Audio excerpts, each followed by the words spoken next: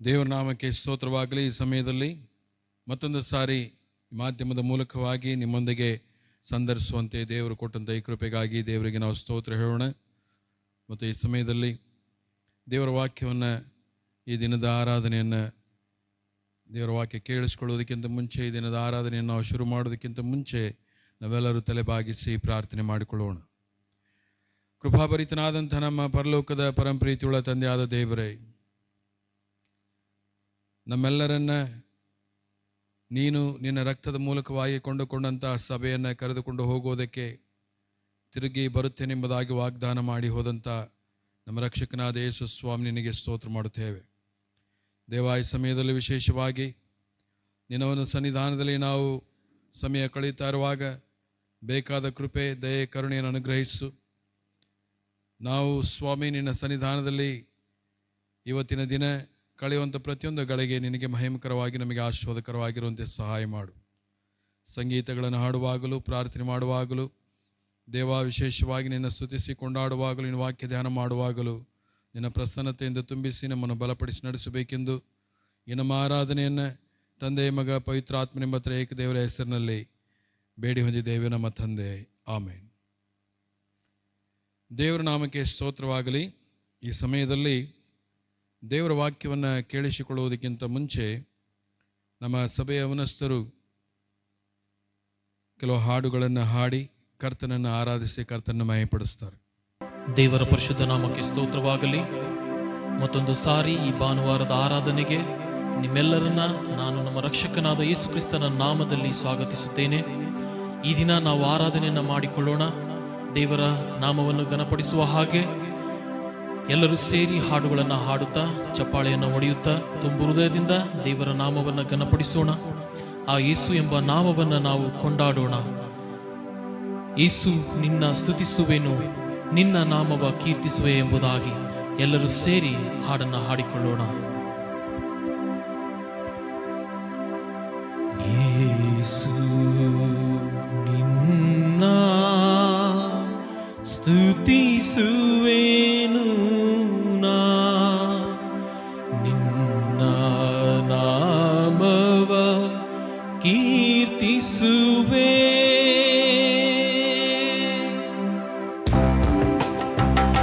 Hallelujah. ಎಲ್ಲರೂ ಸೇರಿ ದೊಡ್ಡ ಧ್ವನಿಯಾಗಿ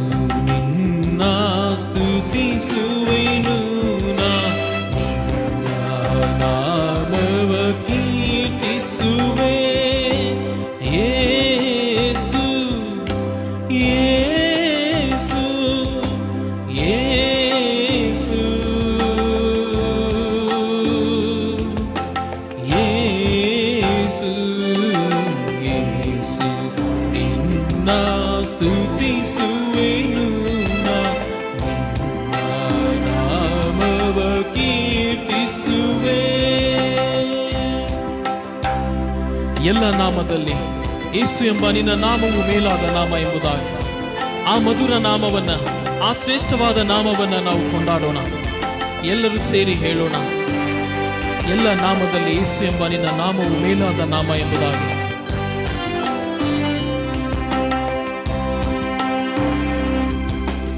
ಎಲ್ಲ ನಾಮದಲ್ಲಿ ಯೇಸು ನಿನ್ನ ನಾಮವು, ಎಲ್ಲ ನಾಮದಲ್ಲಿ ಯೇಸು ನಿನ್ನ ನಾಮವು ಮಧುರ, ಪ್ರಿಯ, ಮಧುರ, ಪ್ರಿಯ, ಶ್ರೇಷ್ಠವಾದದ್ದು. ಯೇಸು ನಿನ್ನ ಸ್ತುತಿಸುವೆನು, ನಿನ್ನ ನಾಮವ ಕೀರ್ತಿಸುವೆ. ಯೇಸು, ಯೇಸು, ಯೇಸು, ಯೇಸು, ಯೇಸು ನಿನ್ನ ಸ್ತುತಿಸುವೆನು, ನಿನ್ನ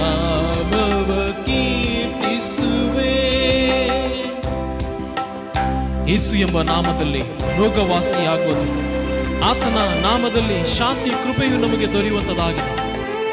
ಅದಕ್ಕಾಗಿ ಆರಾಧಿಸೋಣ, ಯೇಸು ಎಂಬ ನಾಮವನ್ನು ಕೊಂಡಾಡೋಣ.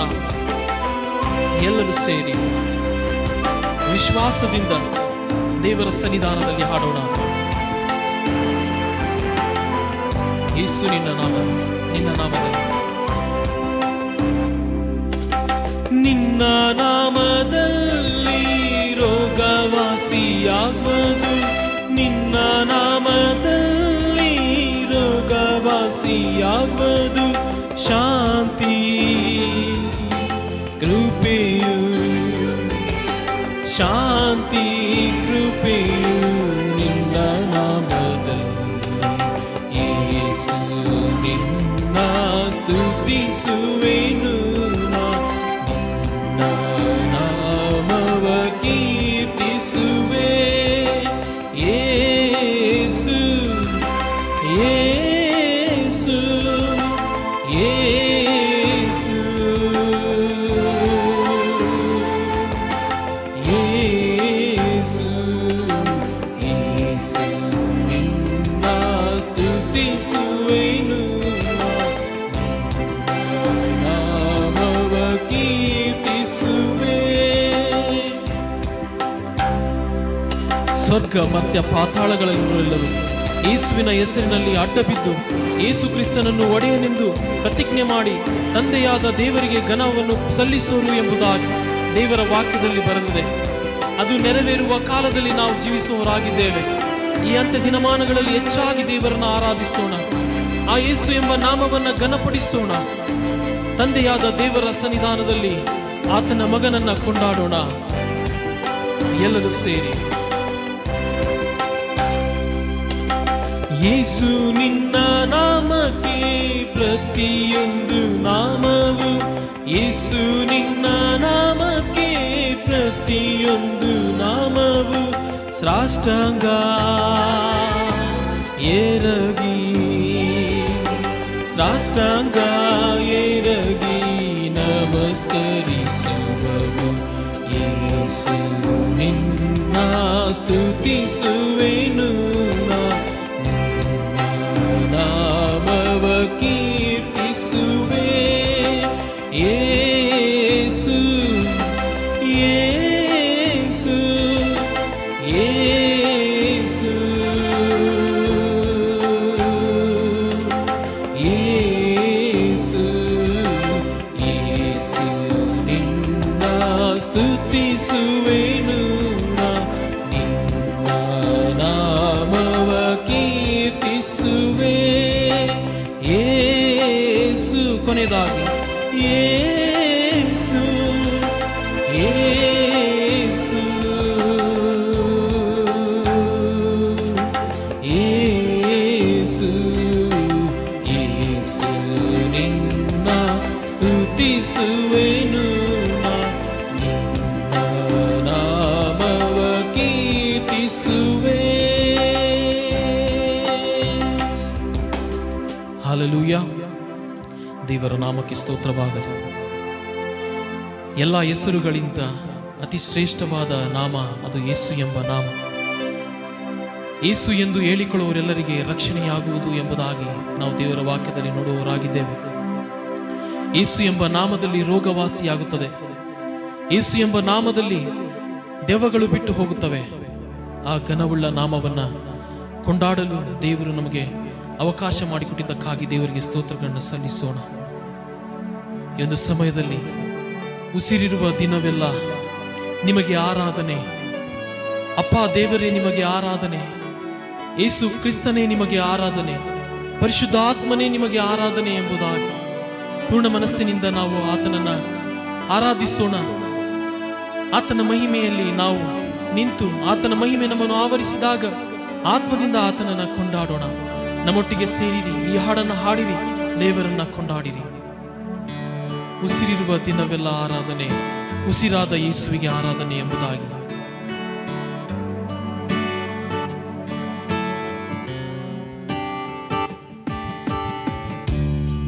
ಹಲ್ಲೆಲೂಯಾ. ದೇವರ ನಾಮಕ್ಕೆ ಸ್ತೋತ್ರವಾಗಲಿ.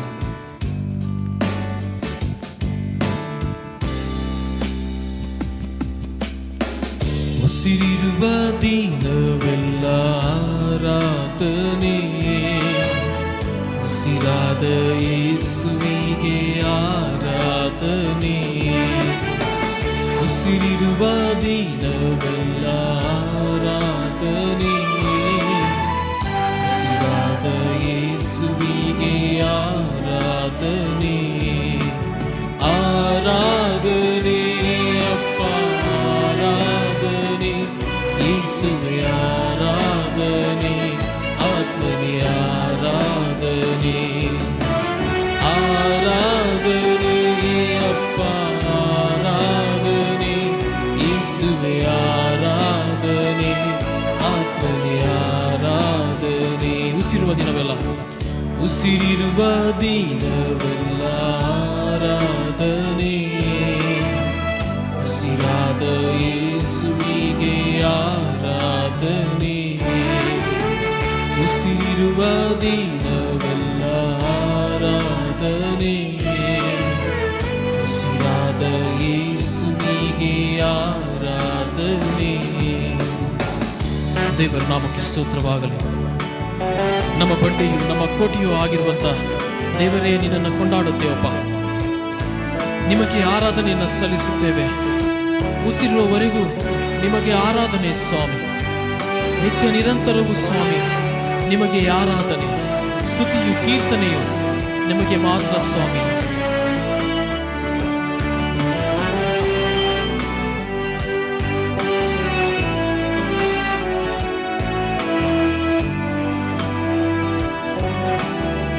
ನನ್ನ ಬಂಡೆಯೇ ಆರಾಧನೆ,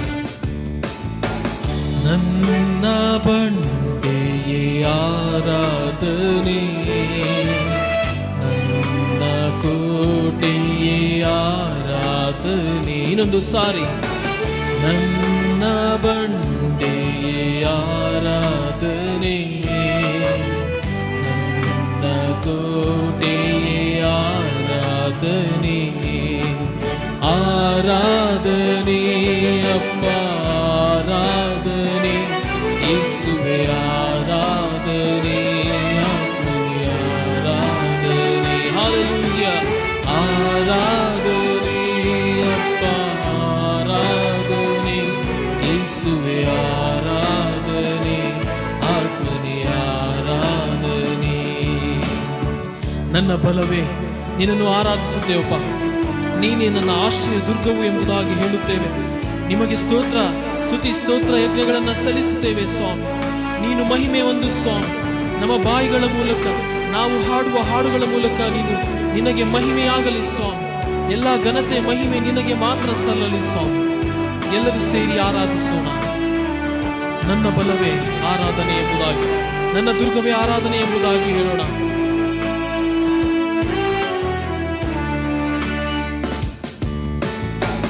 ನನ್ನ ಬಲವೇ ಆರಾಧನೆ, ನನ್ನ ದುರ್ಗವೇ ಆರಾಧನೆ.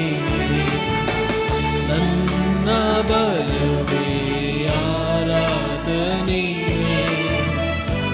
ನನ್ನ ದುರ್ಗವೇ ಆರಾಧನೆ. ಆರಾಧನೆ, ಆರಾಧನೆ ಅಪ್ಪ ಆರಾಧನೆ, ಯೇಸುವೆ ಆರಾಧನೆ, ಆತ್ಮನೇ ಆರಾಧನೆ. ಅಪ್ಪ ತಂದೆಯೇ ಆರಾಧನೆ ಅಪ್ಪ ಆರಾಧನೆ, ಯೇಸುವೆ ಆರಾಧನೆ, ಆತ್ಮನೇ ಆರಾಧನೆ. ಸರ್ವಶಕ್ತನಾದ ದೇವರೇ ನಿಮಗೆ ಆರಾಧನೆಗಳಪ್ಪ. ಸರ್ವ ಸೃಷ್ಟಿಯ ಮೂಲ ಕಾರಣನಾದಂಥ ದೇವರೇ ನಿಮಗೆ ಆರಾಧನೆಯನ್ನು ಸಲ್ಲಿಸುತ್ತೇವೆ. ಈ ದಿನವು ಸ್ವಾಮಿ ಅದು ನಿನಗೆ ನೇಮಕವಾದಂಥ ದಿನ. ಯೇಸು ಕ್ರಿಸ್ತನೇ, ನೀನು ಪುನರುತ್ಥಾನ ಹೊಂದಿದ ಈ ದಿನವನ್ನ ರಕ್ಷಕನೇ ನಿನ್ನ ಮಹಿಮೆಗಾಗಿ ನಾವು ಕಳೆಯುವವರಾಗಿದ್ದೇವಪ್ಪ. ಉಸಿರಿರುವಾಗಲೇ, ನಾವು ಜೀವದಿಂದಿರುವಾಗಲೇ ನಿನ್ನನ್ನು ಆರಾಧಿಸುತ್ತೇವೆ ಸ್ವಾಮಿ. ನಿನಗೆ ಘನತೆಯನ್ನು ಸಲ್ಲಿಸುತ್ತೇವೆ. ಹಲ್ಲೆಲೂಯಾ.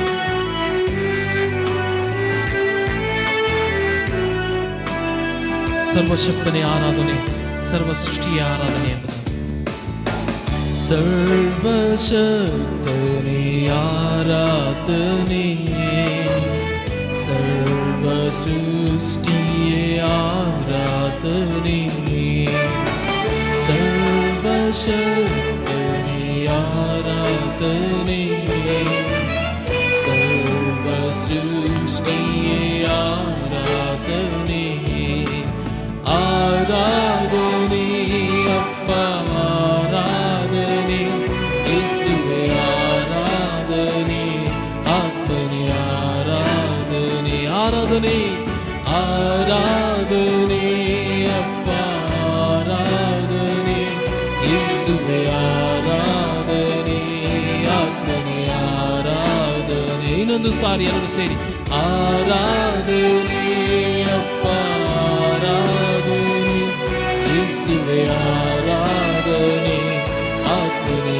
ಆರಾಧನೆ. ಕರಗಳೆತ್ತಿ ಹೇಳೋಣ ಆರಾಧನೆ ಅಪ್ಪ ಆರಾಧನೆ, ಯೇಸುವೇ ಆರಾಧನೆ, ಆತ್ಮನೇ ಆರಾಧನೆ. ಉಸಿರಿರುವ ದಿನವೆಲ್ಲ ಉಸಿರಿರುವ ದಿನವೆಲ್ಲ ಆರಾಧನೆ, ಉಸಿರಾದ ಯೇಸುವಿಗೆ ಆರಾಧನೆ, ಉಸಿರಿರುವ ದಿನವೆಲ್ಲ ಆರಾಧನೆ, ಉಸಿರಾದ ಯೇಸುವಿಗೆ ಆರಾಧನೆ, ಉಸಿರಾದ ಯೇಸುವಿಗೆ ಆರಾಧನೆ, ಉಸಿರಾದ ಯೇಸುವಿಗೆ ಆರಾಧನೆ.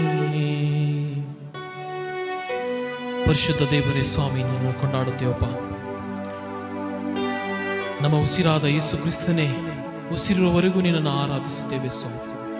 ನೀನು ಮಾಡಿದಂಥ ಎಲ್ಲ ಮಹೋಪಕಾರಗಳನ್ನು ನೆನೆಸಿ ನಿನ್ನ ನಾಮವನ್ನು ಕೊಂಡಾಡುತ್ತೇವೆ ಸ್ವಾಮಿ. ನಾವು ಜೀವಿಸುವವರಾಗಿ ಈ ದಿನದಲ್ಲಿ ಈ ರೀತಿಯಾಗಿ ಬಂದು ನಿಂತಿರುವುದು ಸ್ವಾಮಿ, ಹೌದು ರಕ್ಷಕನೇ, ಅದು ನಿನ್ನ ಕೃಪೆ ಎಂಬುದಾಗಿ ನೆನೆಸುವವರಾಗಿದ್ದೇವೆ ದೇವರೇ. ಎಣಿಸಲಾಗದಷ್ಟು ಮಹತ್ ಕಾರ್ಯಗಳನ್ನು ನಮ್ಮ ಜೀವಿತದಲ್ಲಿ ನೀನು ಮಾಡಿದಿ, ಎಣಿಸಲಾಗದಷ್ಟು ಉಪಕಾರಗಳನ್ನು ನಮ್ಮ ಜೀವಿತದಲ್ಲಿ ನೀನು ಮಾಡಿದಿ ರಕ್ಷಕನೇ. ಅದಕ್ಕಾಗಿ ನಿನಗೆ ಸ್ತೋತ್ರಗಳನ್ನು ಸಲ್ಲಿಸುತ್ತೇವಪ್ಪ. ನೀನು ನಮ್ಮ ತಂದೆಯಾಗಿದ್ದಿ, ನಮ್ಮ ದೇವರಾಗಿದ್ದಿ ಸ್ವಾಮಿ. ನಾವು ನಿನ್ನ ಮಕ್ಕಳು, ನಿನ್ನ ಪ್ರಜೆಗಳಾಗಿದ್ದೇವೆ. ನಿನ್ನನ್ನು ಕೊಂಡಾಡುತ್ತೇವೆ ಸ್ವಾಮಿ, ನಿನ್ನ ನಾಮವನ್ನು ಕೀರ್ತಿಸುತ್ತೇವೆ ಸ್ವಾಮಿ. ದೇವರೇ, ನಿನ್ನ ನಾಮವನ್ನು ಕೊಂಡಾಡಿಸುತ್ತೇವೆ ಸ್ವಾಮಿ. ಸ್ವರ್ಗ ಮರ್ತ್ಯ ಪಾತಾಳಗಳಲ್ಲಿ ಅಧಿಕಾರವುಳ್ಳಂತ ನಿನ್ನ ನಾಮವನ್ನು ನಾವು ಕೊಂಡಾಡುತ್ತೇವೆ ಸ್ವಾಮಿ. ಹೌದು ಸ್ವಾಮಿ, ಸರ್ವ ನಾಮಗಳಲ್ಲಿಯೂ ಅತಿ ಶ್ರೇಷ್ಠವಾದಂಥ ನಿನ್ನ ನಾಮವನ್ನು ಕೊಂಡಾಡುತ್ತೇವೆ ಸ್ವಾಮಿ. ಪೇತ್ರ ಯೋಹಾನರು ಯೇಸುವಿನ ನಾಮದಲ್ಲಿ ಎದ್ದು ನಡೆದಾಡು ಎಂಬುದಾಗ ಹೇಳಿದಾಗ, ಯಾವ ನಾಮದ ಬಲದಿಂದ ಆ ಕುಂಟನು ನಡೆದಾಡಿದನೋ ಆ ನಾಮವನ್ನು ನಾವು ಕೊಂಡಾಡುತ್ತೇವೆ ಸ್ವಾಮಿ. ಯಾವ ನಾಮದಲ್ಲಿ ದೆವ್ವಗಳು ಬಿಟ್ಟು ಓಡಿ ಹೋದವು ಆ ಯೇಸು ಎಂಬ ನಾಮವನ್ನು ಕೊಂಡಾಡುತ್ತೇವೆ. ಯಾವ ಯೇಸು ಎಂಬ ನಾಮದಲ್ಲಿ ನಾವು ಬೇಡುವಾಗ ಆ ಪ್ರಾರ್ಥನೆಗೆ ಸದುತ್ತರವು ದೊರೆಯುತ್ತದೆಯೋ ಆ ನಾಮವನ್ನು ನಾವು ಕೊಂಡಾಡುತ್ತೇವೆ. ಆ ಘನವುಳ್ಳ ನಾಮವನ್ನು ಕೊಂಡಾಡುತ್ತೇವೆ ಸ್ವಾಮಿ. ಆ ಯೇಸು ಎಂಬ ನಾಮಕ್ಕೆ ಸ್ತೋತ್ರಗಳನ್ನು ಸಲ್ಲಿಸುತ್ತೇವೆ. ಆ ಯೇಸು ಎಂಬ ನಾಮವು ಹೆಚ್ಚಿಸಲ್ಪಡಲಿ, ಎಲ್ಲ ನಾಮಗಳು ತಗ್ಗಿಸಲ್ಪಡಲಿ. ಯೇಸು ಎಂಬ ನಾಮಕ್ಕೆ ಸ್ತೋತ್ರ, ಯೇಸು ಎಂಬ ನಾಮಕ್ಕೆ ಸ್ತೋತ್ರ. ಎಲ್ಲ ನಾಮಗಳಲ್ಲಿ ಮೇಲಾದ ನಾಮ ಯೇಸು ಎಂಬ ನಾಮಕ್ಕೆ ಸ್ತೋತ್ರ. ಯೇಸುವೇ, ನಿಮಗೆ ಸ್ತೋತ್ರಗಳನ್ನು ಸಲ್ಲಿಸುತ್ತೇವೆ. ನಮಗೆ ರಕ್ಷಣೆ ದೊರೆತಂಥದ್ದು ಆ ಯೇಸು ಎಂಬ ನಾಮದಲ್ಲಿಯೇ. ಆ ಯೇಸು ಎಂಬ ನಾಮವನ್ನು ಕೊಂಡಾಡಿರಿ. ನೀವಿದ್ದ ಸ್ಥಳದಲ್ಲಿಯೇ ಯೇಸುವೇ ನಿಮಗೆ ಸ್ತೋತ್ರ ಎಂಬುದಾಗಿ ಹೇಳಿ. ಯೇಸುವೇ ನಿಮಗೆ ಸ್ತೋತ್ರ, ಇಮ್ಮಾನುವೇಲನೇ ನಿಮಗೆ ಸ್ತೋತ್ರಗಳನ್ನು ಸಲ್ಲಿಸುತ್ತೇವೆ. ಒಡೆಯನೇ, ರಕ್ಷಕನೇ, ನಿಮಗೆ ಸ್ತೋತ್ರಗಳನ್ನು ಸಲ್ಲಿಸುತ್ತೇವೆ. ರಾಜಾಧಿ ರಾಜನೇ, ನಿಮಗೆ ಸ್ತೋತ್ರಗಳನ್ನು ಸಲ್ಲಿಸುತ್ತೇವಪ್ಪ. ಎಲ್ಲರೂ ಸೇರಿ ಸ್ತೋತ್ರಗಳನ್ನು ಸಲ್ಲಿಸೋಣ. ಆತನ ನಾಮವನ್ನು ಕೊಂಡಾಡೋಣ, ಆತನ ನಾಮವನ್ನು ಎತ್ತಿ ಹಿಡಿಯೋಣ. ದೇವರೇ, ನಿಮಗೆ ಸ್ತೋತ್ರ ಸ್ವಾಮಿ. ಜೀವಿಸುವಾಗಲೇ, ನಮ್ಮಲ್ಲಿ ಶ್ವಾಸವಿರುವಾಗಲೇ ನಿನ್ನನ್ನು ಕೊಂಡಾಡುತ್ತೇವಪ್ಪ ಸ್ವಾಮಿ. ಯಾಕೆಂದರೆ ನಾವು ಸತ್ತ ಮೇಲೆ ನಿನ್ನನ್ನು ಆರಾಧಿಸಲು ಸಾಧ್ಯವಿಲ್ಲ ಸ್ವಾಮಿ. ನಾವು ಸತ್ತು ಸಮಾಧಿಯನ್ನು ಸೇರಿದ ಮೇಲೆ ನಿನ್ನನ್ನು ಆರಾಧಿಸಲು ಸಾಧ್ಯವೇ ಇಲ್ಲ ಸ್ವಾಮಿ. ಅದಕ್ಕಾಗಿ ನಿನ್ನನ್ನು ಕೊಂಡಾಡುತ್ತೇವೆ. ನಿನ್ನ ಘನವುಳ್ಳ ನಾಮವನ್ನು ಕೊಂಡಾಡುತ್ತೇವೆ ಸ್ವಾಮಿ. ನಿಮಗೆ ಸ್ತೋತ್ರ, ಸ್ತೋತ್ರ ಸ್ವಾಮಿ. ವಾಕ್ಯವಾಗಿರುವ ಆತನೇ, ನಿಮಗೆ ಸ್ತೋತ್ರಗಳನ್ನು ಸಲ್ಲಿಸುತ್ತೇವೆ. ಈ ಅಮೂಲ್ಯವಾದ ಸಮಯವನ್ನು ಒದಗಿಸಿಕೊಟ್ಟಂತ ದೇವರೇ, ನಿಮಗೆ ಕೋಟಿ ಕೋಟಿ ಸ್ತೋತ್ರಗಳನ್ನು ಸಲ್ಲಿಸುತ್ತೇವಪ್ಪ. ನಮ್ಮ ಕುಟುಂಬಗಳನ್ನು, ನಮ್ಮ ಆಲಯವನ್ನು, ನಮ್ಮ ಸಭೆಯನ್ನು ನೀವು ಹೆಚ್ಚಾಗಿ ಆಶೀರ್ವದಿಸಿರುವುದಕ್ಕಾಗಿ ನಿಮಗೆ ಸ್ತೋತ್ರಗಳನ್ನು ಸಲ್ಲಿಸುತ್ತೇವೆ. ದೇವರೇ, ನಿತ್ಯ ನಿರಂತರವೂ ಸ್ವಾಮಿ ನಮ್ಮೊಟ್ಟಿಗೆ ಇರುವಂತ ಯೇಸು ಕ್ರಿಸ್ತನೇ ನಿನ್ನ ನಾಮವನ್ನು ಕೊಂಡಾಡುತ್ತೇವೆ. ನಮ್ಮಲ್ಲಿ ವಾಸಿಸುವ ಪರಿಶುದ್ಧ ಆತ್ಮ ದೇವರೇ, ನಿಮಗೆ ಸ್ತೋತ್ರಗಳನ್ನು ಸಲ್ಲಿಸುತ್ತೇವೆ. ಇದುವರೆಗೂ ನೀನು ನಮಗೆ ಬಲವನ್ನು ಒದಗಿಸಿಕೊಟ್ಟಿದ್ದಿ, ನಮಗೆ ಜ್ಞಾನವನ್ನು ಒದಗಿಸಿಕೊಟ್ಟಿದ್ದಿ. ಸತ್ಯಕ್ಕೆ ನಡೆಸುತ್ತಾ ಇರುವಂಥ ಪರಿಶುದ್ಧ ಆತ್ಮ ದೇವರೇ, ನಿಮಗೆ ಸ್ತೋತ್ರಗಳನ್ನು ಸಲ್ಲಿಸುತ್ತೇವಪ್ಪ. ತ್ರೇಕ ದೇವರೇ, ನಿನ್ನನ್ನು ಕೊಂಡಾಡಲು ನಮಗೆ ಕೊಟ್ಟಂಥ ಭಾಗ್ಯಕ್ಕಾಗಿ ಕೊನೆಯದಾಗಿ ನಾನು ಸ್ತೋತ್ರಗಳನ್ನು ಸಲ್ಲಿಸುತ್ತಾ ಎಲ್ಲ ಘನ ಮಾನ ಮಹಿಮೆಗಳನ್ನು ಸ್ವಾಮಿ ನಿಮಗೆ ಮಾತ್ರ ಸಲ್ಲಿಸುತ್ತೇವೆ. ಸ್ವಾಮಿ, ನಿತ್ಯ ನಿರಂತರವೂ ಇದೇ ರೀತಿಯಾಗಿ ನೀವು ಸ್ತೋತ್ರ ಬಲಿಯಗಳನ್ನು ಹೊಂದಬೇಕಾಗಿ ನಿಮ್ಮ ನಾಮವು ಯಾವಾಗಲೂ ಹೆಚ್ಚಿಸಲ್ಪಡಬೇಕೆಂಬುದಾಗಿ ಬೇಡಿಕೊಳ್ಳುತ್ತಾ ನಮ್ಮ ಒಡೆಯನು ರಕ್ಷಕನೂ ಆಗಿರುವಂಥ ನಾಮದಲ್ಲಿ ಈ ಸ್ತುತಿ ಸ್ತೋತ್ರ ಬಲಿಯಜ್ಞಗಳನ್ನು ನಿಮ್ಮ ಪರಿಶುದ್ಧ ಪಾದದ ಬಳಿಯಲ್ಲಿ ನಾವು ಸಲ್ಲಿಸುತ್ತೇವೆ, ನಮ್ಮ ಪರಲೋಕದ ತಂದೆಯೇ. ಆಮೆನ್. ಹಲ್ಲೆಲೂಯಾ. ದೇವರ ವಾಕ್ಯವನ್ನು ಕೇಳಿಕೊಳ್ಳೋಣ. ಬಿಷಪ್ಪಯ್ಯನವರು ನಮ್ಮನ್ನು ದೇವರ ವಾಕ್ಯದಲ್ಲಿ ನಡೆಸುತ್ತಾರೆ. ತಾಳ್ಮೆಯಿಂದ ದೇವರ ವಾಕ್ಯವನ್ನು ಕೇಳಿ ಆಶೀರ್ವಾದವನ್ನು ಹೊಂದಿಕೊಳ್ಳೋಣ. ಆಮೆನ್. ದೇವರ ನಾಮಕ್ಕೆ ಸ್ತೋತ್ರವಾಗಲಿ. ಈ ಸಮಯದಲ್ಲಿ ಕಳೆದ ಕೆಲವು ವಾರಗಳಿಂದ ಪ್ರಕಟಣೆ ಗ್ರಂಥವನ್ನು ನಾವು ಧ್ಯಾನ ಮಾಡುವುದಕ್ಕೆ ಶುರು ಮಾಡಿದ್ದೇವೆ. ಮತ್ತು ಕಳೆದ ವಾರದಲ್ಲಿ ಈ ಪ್ರಕಟಣೆ ಗ್ರಂಥ ಯಾರು ಬರೆದರು ಮತ್ತು ಅದರಲ್ಲಿ ಎಷ್ಟು ವಿಭಾಗಗಳಿದ್ದಾವೆ ಮತ್ತು ಎಷ್ಟು ಪ್ರಕಟಣೆ ಗ್ರಂಥವನ್ನು ಎಷ್ಟು ವಿಭಾಗಗಳಾಗಿ ವಿಂಗಡಿಸಿ ನಾವು ಹೇಗೆ ಧ್ಯಾನ ಮಾಡಬೇಕೆಂಬುದಾಗಿ, ಮತ್ತು ಸಭೆ ಎಂಬ ಕನ್ನಿಕೆ ಎತ್ತಲ್ಪಟ್ಟ ಕೂಡಲೇ ಸಂಭವಿಸುವಂಥ ಮುಖ್ಯವಾದ ಮೊದಲನೆಯ ಸಂಗತಿ ಯಾವುದು ಎಂಬುದಾಗಿ ನಾವು ಧ್ಯಾನ ಮಾಡುವುದಕ್ಕೆ ಶುರು ಮಾಡಿದ್ದೆವು. ಮತ್ತು ಕಳೆದ ವಾರ ನಾನು ಹೇಳಿದ್ದೇನೆಂತ ಹೇಳಿದರೆ, we have seen who is the rider of the white horse on chapter 6 and what he has done directly or indirectly to the world ಅಂತ ನಾವು ನೋಡಿಕೊಂಡಿದ್ದೇವೆ. ಈಗ ಆತನು 7 ವರ್ಷ ಮಹಾಹಿಂಸೆಯ ಕಾಲ ಶುರುವಾಗುವಂಥ ಸಮಯದಲ್ಲಿ ಆತನು ಏನು ಮಾಡುತ್ತಾನೆ ಎಂಬುದಾಗಿ ಇವತ್ತಿನ ದಿವಸ ಕೆಲವು ವಿಷಯಗಳನ್ನು ಧ್ಯಾನ ಮಾಡುವಂಥವರಾಗಿದ್ದೇವೆ. ನಾವು ದೇವರ ವಾಕ್ಯ ಧ್ಯಾನ ಮಾಡುವುದಕ್ಕಿಂತ ಮುಂಚೆ ದೇವರ ವಾಕ್ಯದ ಭಾಗವನ್ನು ನಾವು ಓದಿಕೊಳ್ಳೋಣ. ಪ್ರಕಟಣೆ 6ನೇ ಅಧ್ಯಾಯ ವಚನ 1ರಿಂದ 8ರವರೆಗೆ. ಯಜ್ಞದ ಕುರಿಯಾದ ಆತನು ಆ 7 ಮುದ್ರೆಗಳಲ್ಲಿ ಒಂದು ಮುದ್ರೆಯನ್ನು ಒಡೆಯುವಾಗ ನಾನು ನೋಡಿದೆನು, ಮತ್ತು ಆ 4 ಜೀವಿಗಳಲ್ಲಿ ಒಂದು ಜೀವಿಯು ಬಾ ಎಂದು ಗುಡುಗಿನಂತಿದ್ದ ಸ್ವರದಿಂದ ಹೇಳುವುದನ್ನು ಕೇಳಿದೆನು. ಆಗ ಇಗೋ, ಒಂದು ಬಿಳಿ ಕುದುರೆ ಕಾಣಿಸಿತು. ಅದರ ಮೇಲೆ ಕೂತಿದ್ದವನ ಕೈಯಲ್ಲಿ ಬಿಲ್ಲು ಇತ್ತು. ಅವನಿಗೆ ಜಯಮಾಲೆ ಕೊಡಲ್ಪಟ್ಟಿತು. ಅವನು ಜಯಿಸುತ್ತಿರುವವನಾಗಿ ಜಯಿಸುವುದಕ್ಕೋಸ್ಕರ ಹೊರಟನು. ಆತನು 2ನೇ ಮುದ್ರೆಯನ್ನು ಒಡೆದಾಗ 2ನೇ ಜೀವಿಯು ಬಾ ಅನ್ನುವುದನ್ನು ಕೇಳಿದೆನು. ಆಗ ಮತ್ತೊಂದು ಕುದುರೆಯು ಹೊರಟು ಬಂತು. ಅದು ಕೆಂಪು ಕುದುರೆ. ಅದರ ಮೇಲೆ ಕೂತಿದ್ದವನಿಗೆ ಭೂಮಿಯಿಂದ ಸಮಾಧಾನವನ್ನು ತೆಗೆದು ಬಿಡುವುದಕ್ಕೂ ಮನುಷ್ಯರು ಒಬ್ಬರನ್ನೊಬ್ಬರು ಕೊಲ್ಲುವವರಾಗುವಂತೆ ಮಾಡುವುದಕ್ಕೂ ಅಧಿಕಾರವು ಕೊಡಲ್ಪಟ್ಟಿತು. ಅವನಿಗೆ ದೊಡ್ಡ ಕತ್ತಿಯು ಕೊಡಲ್ಪಟ್ಟಿತು. ಆತನು 3ನೇ ಮುದ್ರೆಯನ್ನು ಒಡೆದಾಗ 3ನೇ ಜೀವಿಯು ಬಾ ಅನ್ನುವುದನ್ನು ಕೇಳಿದೆನು. ಆಗ ಇಗೋ, ಕಪ್ಪು ಕುದುರೆಯು ಕಾಣಿಸಿತು. ಅದರ ಮೇಲೆ ಕೂತಿದ್ದವನ ಕೈಯಲ್ಲಿ ತ್ರಾಸು ಇತ್ತು. ಆಮೇಲೆ 4 ಜೀವಿಗಳ ಮಧ್ಯದಿಂದ ಒಬ್ಬನ ಧ್ವನಿಯು ಹೊರಟ ಹಾಗೆ ಕೇಳಿದೆನು. ಅದು ರೂಪಾಯಿಗೆ 1 ಸೇರು ಗೋಧಿ, ರೂಪಾಯಿಗೆ 3 ಸೇರು ಗೋಧಿ, ಎಣ್ಣೆಯನ್ನು ದ್ರಾಕ್ಷಾರಸವನ್ನು ಕೆಡಿಸಬೇಡ ಎಂದು ಹೇಳಿತು. ಆತನು 4ನೇ ಮುದ್ರೆಯನ್ನು ಒಡೆದಾಗ 4ನೇ ಜೀವಿಯು ಬಾ ಅನ್ನುವ ಶಬ್ದವನ್ನು ಕೇಳಿದೆನು. ಆಗ ಇಗೋ, ಬೂದಿ ಬಣ್ಣದ ಕುದುರೆಯು ಕಾಣಿಸಿತು. ಅದರ ಮೇಲೆ ಕೂತಿದ್ದವನ ಹೆಸರು ಮೃತ್ಯುವು. ಅವನ ಹಿಂದೆ ಪಾತಾಳವೆಂಬುವನು ಬಂದನು. ಅವನಿಗೆ ಭೂಮಿಯ ಕಾಲು ಭಾಗದಲ್ಲಿ ಕತ್ತಿಯಿಂದಲೂ ಬರದಿಂದಲೂ ಅಂಟು ರೋಗದಿಂದಲೂ ಕಾಡು ಮೃಗಗಳಿಂದಲೂ ಕೊಲ್ಲುವುದಕ್ಕೆ ಅಧಿಕಾರವು ಕೊಡಲ್ಪಟ್ಟಿತು ಎಂಬುದೇ. ಕರ್ತನಲ್ಲಿ ಪ್ರೀತಿಯುಳ್ಳ ದೇವಜನರೇ, ಕಳೆದ ವಾರ ಕ್ರಿಸ್ತ ವಿರೋಧಿಯು ಇಲ್ಲಿವರೆಗೆ ಆತನು ಅದೃಶ್ಯನಾಗಿ ಈ ಲೋಕದಲ್ಲಿ ಬಿಳಿ ಕುದುರೆಯನ್ನು ಏರಿ ಬರುತ್ತಾ ಆತನು ಮಾಡುತ್ತಿರುವಂಥ ಅನೇಕ ಕಾರ್ಯಗಳನ್ನು ನಾವು ನೋಡಿಕೊಂಡಿದ್ದೇವೆ.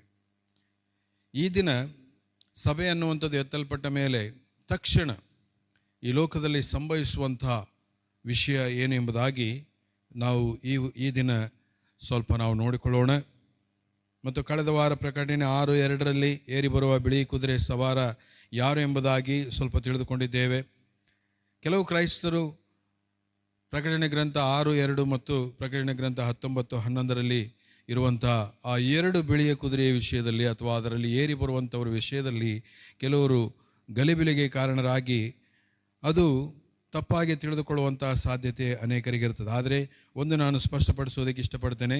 ಪ್ರಕಟಣೆ 6ನೇ ಅಧ್ಯಾಯ 2ನೇ ವಚನದಲ್ಲಿ ಏರು ಬರುವಂಥವನು ಆತನು ಕ್ರಿಸ್ತ ವಿರೋಧಿ ಎಂಬುದಾಗಿ ನಾವು ನೋಡ್ತೇವೆ. ಪ್ರಕಟಣೆ 19:11 ಏರಿ ಬರುವಂಥವನು ಲೋಕಕ್ಕೆ ನ್ಯಾಯ ತೀರಿಸಲು ಬರುವ ರಾಜಾದಿರಾಜನು ಲೋಕರಕ್ಷಕನು ಎಂಬುದಾಗಿ ನಾವು ತಿಳಿದುಕೊಳ್ಳುವಂಥವರಾಗಿದ್ದೇವೆ. ಈ ದಿನ ನಾವು ಕೆಲವು ಮುಖ್ಯ ಅಂಶಗಳನ್ನು ಧ್ಯಾನ ಮಾಡುವುದಕ್ಕಿಂತ ಮುಂಚೆ ಈ ದಿನ 2 ವಾಕ್ಯ ಭಾಗದಲ್ಲಿರುವ ವ್ಯತ್ಯಾಸ ಸ್ವಲ್ಪ ನೋಡಿಕೊಳ್ಳೋಣ.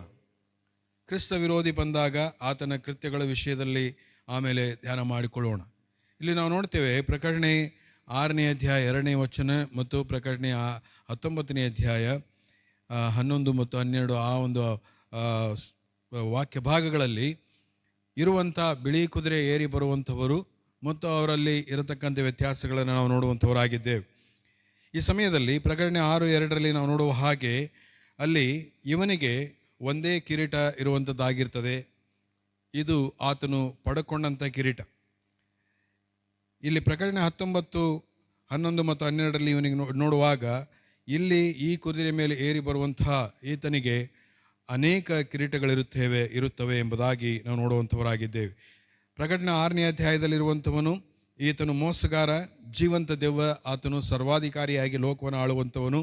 ಪ್ರಕಟಣೆ 19ರಲ್ಲಿರುವಂಥ ಈತನು ಏನಂತ ಹೇಳಿದರೆ ಈತನು ವಿಮೋಚಕನು, ಲೋಕರಕ್ಷಕನು ಎಂಬುದಾಗಿ ನೋಡುವಂಥವರಾಗಿದ್ದೇವೆ.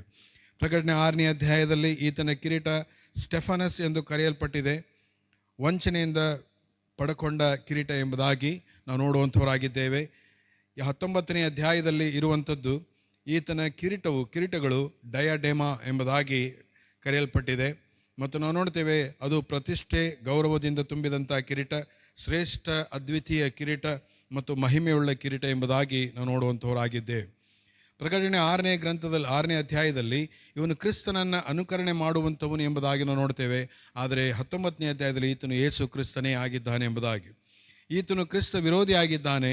ಆದರೆ ಪ್ರಕಟಣೆ 19ರಲ್ಲಿ ಈತನು ಯೂದಾ ಕುಲದ ಸಿಂಹ ಎಂಬುದಾಗಿ ನಾವು ನೋಡುವಂಥವರಾಗಿದ್ದೇವೆ.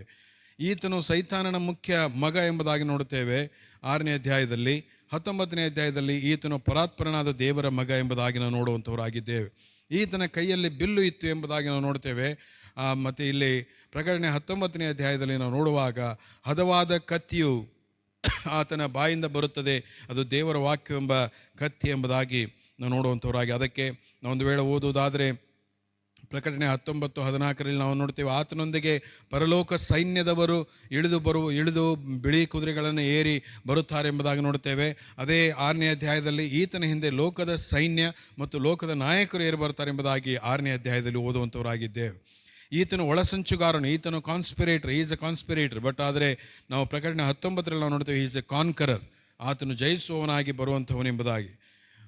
ಮತ್ತು ಪ್ರಕಟಣೆ ಗ್ರಂಥ 6ನೇ ಅಧ್ಯಾಯದಲ್ಲಿ ನೋಡುವಾಗ ತೆಸಲೋನಿಕ 1ನೇ ತೆಸಲೋನಿಕ 5:3 ನೋಡುವಾಗ ಈತನು ಲೋಕಕ್ಕೆ ಸಮಾಧಾನ, ಸಮಾನತೆ, ಪರಿಶುದ್ಧತೆ ಮತ್ತು ಧಾರ್ಮಿಕ ಸ್ವಾತಂತ್ರ್ಯ ಕೊಡುವಂಥ ಮೋಸಗಾರನಾಗಿ ಕೊಡುತ್ತೇನೆಂಬುದಾಗಿ ಮೋಸ ಹೇಳಿ ಬರುವಂಥ ಒಬ್ಬ ಮೋಸಗಾರನಾಗಿದ್ದಾನೆ. ಆದರೆ ಈತನು ಸುಳ್ಳು ಮತ್ತು ಮೋಸ ತುಂಬಿದ ಪ್ರತಿನಿಧಿಗಳನ್ನು ಅಥವಾ ಎಲ್ಲ ಆಳ್ವಿಕೆ ಮಾಡುವಂಥವರನ್ನು ಸಂಪೂರ್ಣವಾಗಿ ನಾಶ ಮಾಡುವುದಕ್ಕೆ ಬರುವಂಥವನಾಗಿದ್ದಾನೆಂಬುದಾಗಿ ಪ್ರಕಟಣೆ ಗ್ರಂಥ 19ನೇ ಅಧ್ಯಾಯದಲ್ಲಿ ಓದುತ್ತೇವೆ.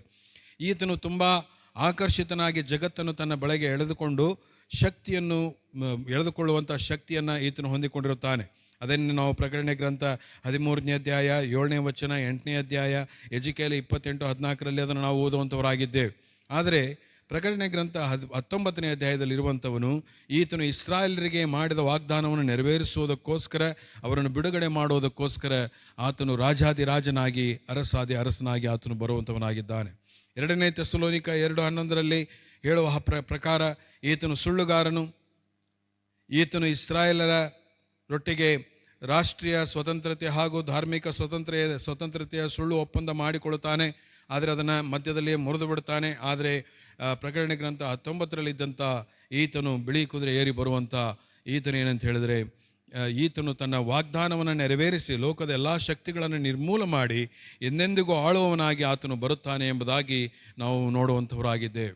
ಹಾಗಾದರೆ ಪ್ರಕಟಣೆ ಗ್ರಂಥ 6ನೇ ಅಧ್ಯಾಯ 2ನೇ ವಚನ, ಪ್ರಕಟಣೆ ಗ್ರಂಥ 19ನೇ ಅಧ್ಯಾಯ 11ನೇ ವಚನ, ಅಲ್ಲಿ ಆ ಅಧ್ಯಾಯಗಳಲ್ಲಿ ನಾವು ನೋಡುವಾಗ 2 ಬಿಳಿ ಕುದುರೆಗಳು ಸಹ ಅಲ್ಲಿ ಕಾಣಿಸ್ತವೆ. ಆದರೆ ಒಂದು ಕ್ರಿಸ್ತ ವಿರೋಧಿ, ಸರ್ವಾಧಿಕಾರಿ, ಮೋಸಕರವಾದಂತಹ ದೆವ್ವ ಎಂಬುದಾಗಿ ಆ 6ನೇ ಅಧ್ಯಾಯದಲ್ಲಿರತಕ್ಕಂಥ ಆ ಕುದುರೆಯ ಮೇಲೆ ಏರಿ ಬರುವಂಥವನು.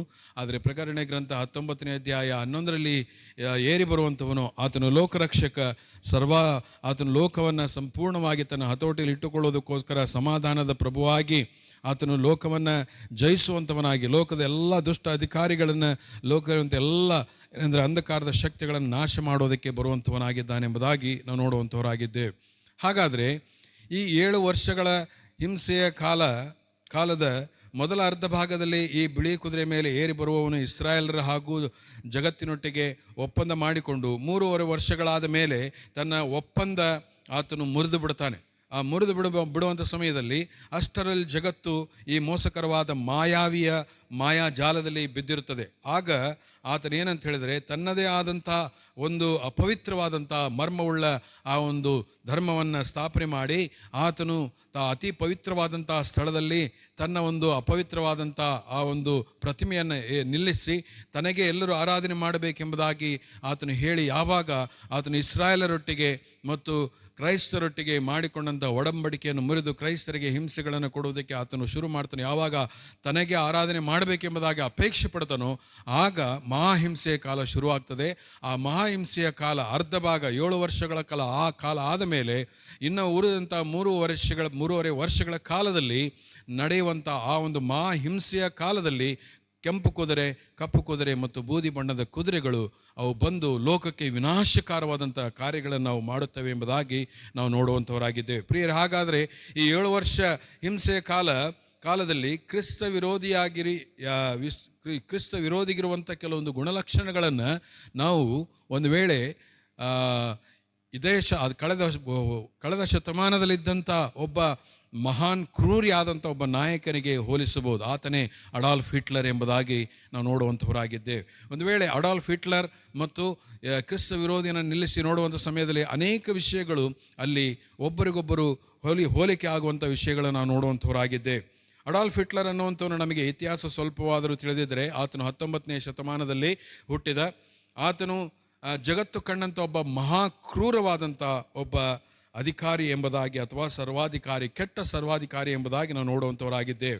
ಆತನೊಬ್ಬ ನಾಸ್ತಿಕ. 1941ರಿಂದ 1945 ಆತನು ಕ್ರಮಬದ್ಧವಾಗಿ ಯಹೂದ್ಯರನ್ನು 6 ಮಿಲಿಯನ್ ಯಹೂದ್ಯರನ್ನು ಆತನು ಅನೇಕ ವಿಧವಾದ ರೀತಿಯಲ್ಲಿ ಆತನು ಗ್ಯಾಸ್ ಚೇಂಬರ್ನಲ್ಲಿ ಹಾಕಿ ಮತ್ತು ಏನಂದರೆ ಕೆಲವರನ್ನ ಗುಂಡಿಟ್ಟು ಕೊಲ್ಲುವಂಥದ್ದಾಗಲಿ, ಕೆಲವರನ್ನ ಏನಂತಂದರೆ ಗವಿಗಳೊಳಗೆ ಹಾಕಿ ಅನೇಕ ವಿಧವಾದ ರೀತಿಯಲ್ಲಿ ಅವರನ್ನು ಹಿಂಸೆಪಡಿಸಿ ಹೆಚ್ಚು ಕಡಿಮೆ 60 ಲಕ್ಷ ಇಸ್ರಾಯೇಲರನ್ನು ಅಥವಾ ಯಹೂದ್ಯರನ್ನು ಆತನು ಕೊಂದನೆಂಬುದಾಗಿ ನೋಡ್ತೇವೆ. ಹಾಗಾದರೆ ಇವತ್ತಿನ ದಿವಸ ಅಡಾಲ್ಫ್ ಹಿಟ್ಲರ್ ಅನ್ನುವಂಥವನು ಆತನು ಯಾವ ಕಾಲದಲ್ಲಿ ತನ್ನ ಎಂಟ್ರಿ ಕೊಟ್ಟ, ಯಾವ ಕಾಲದಲ್ಲಿ ಆತನು ಜಗತ್ತಿಗೆ ಆತನು ಏನಂತಂದರೆ ಎಂಟ್ರಿ ಕೊಟ್ಟ ಎಂಬುದಾಗಿ ನಾವು ಆಲೋಚನೆ ಮಾಡುವಂಥ ಸಮಯದಲ್ಲಿ ಆತನಿಗೂ ಕ್ರಿಸ್ತ ವಿರೋಧಿಗೂ ಅನೇಕ ಹೋಲಿಕೆಗಳಿವೆ.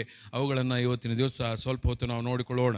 ಅಡಾಲ್ಫ್ ಹಿಟ್ಲರ್ ಅನ್ನುವಂಥವನು ಜಗತ್ತಿನಲ್ಲಿ ನಡೆದಂಥ ಮೊದಲನೆಯ ಮಹಾಯುದ್ಧ ಆದ ಮೇಲೆ, ಮಹಾಯುದ್ಧ ಆಗುವಂಥ ಸಮಯದಲ್ಲಿ ಆತನು ಯಾವುದೇ ರೀತಿಯಲ್ಲಿ ಸೀನಲ್ಲಿ ಇರೋದಿಲ್ಲ.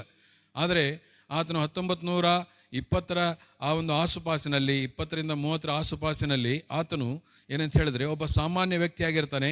ಆತನು ಮಿಲಿಟ್ರಿಯಲ್ಲಿ ಜಾಯ್ನ್ ಆಗ್ತಾನೆ. ಮಿಲಿಟ್ರಿಯಲ್ಲಿ ಜಾಯ್ನ್ ಆದ ಮೇಲೆ ಆತನಲ್ಲಿದ್ದಂಥ ಆ ಒಂದು ಏನಂದರೆ ಕುಯುಕ್ತಿ ತುಂಬಿದಂಥ, ಕ್ಷಾಣಾಕ್ಷತನದಿಂದ ತುಂಬಿದಂಥ ಆ ಮಾತುಗಳಿಂದ ಜನರನ್ನು ಮರಳುಗೊಳಿಸಿ ಆತನೊಬ್ಬ ಏನೆಂದರೆ ಸರ್ವಾಧಿಕಾರಿಯಾಗಿ ಮಾರ್ಪಟ್ಟು ಅನೇಕ ಕೆಟ್ಟ ಕಾರ್ಯಗಳನ್ನು ಆತನು ಮಾಡ್ತಾನೆ ಎಂಬುದಾಗಿ ನಾವು ನೋಡುವಂಥವರಾಗಿದ್ದೇವೆ. ಹಾಗಾದರೆ ನಾವು ಅನೇಕ ಹೋಲಿಕೆಗಳನ್ನು ಇವತ್ತಿನ ದಿವಸ ಸ್ವಲ್ಪ ಹೊತ್ತು ನೋಡಿಕೊಳ್ಳೋಣ.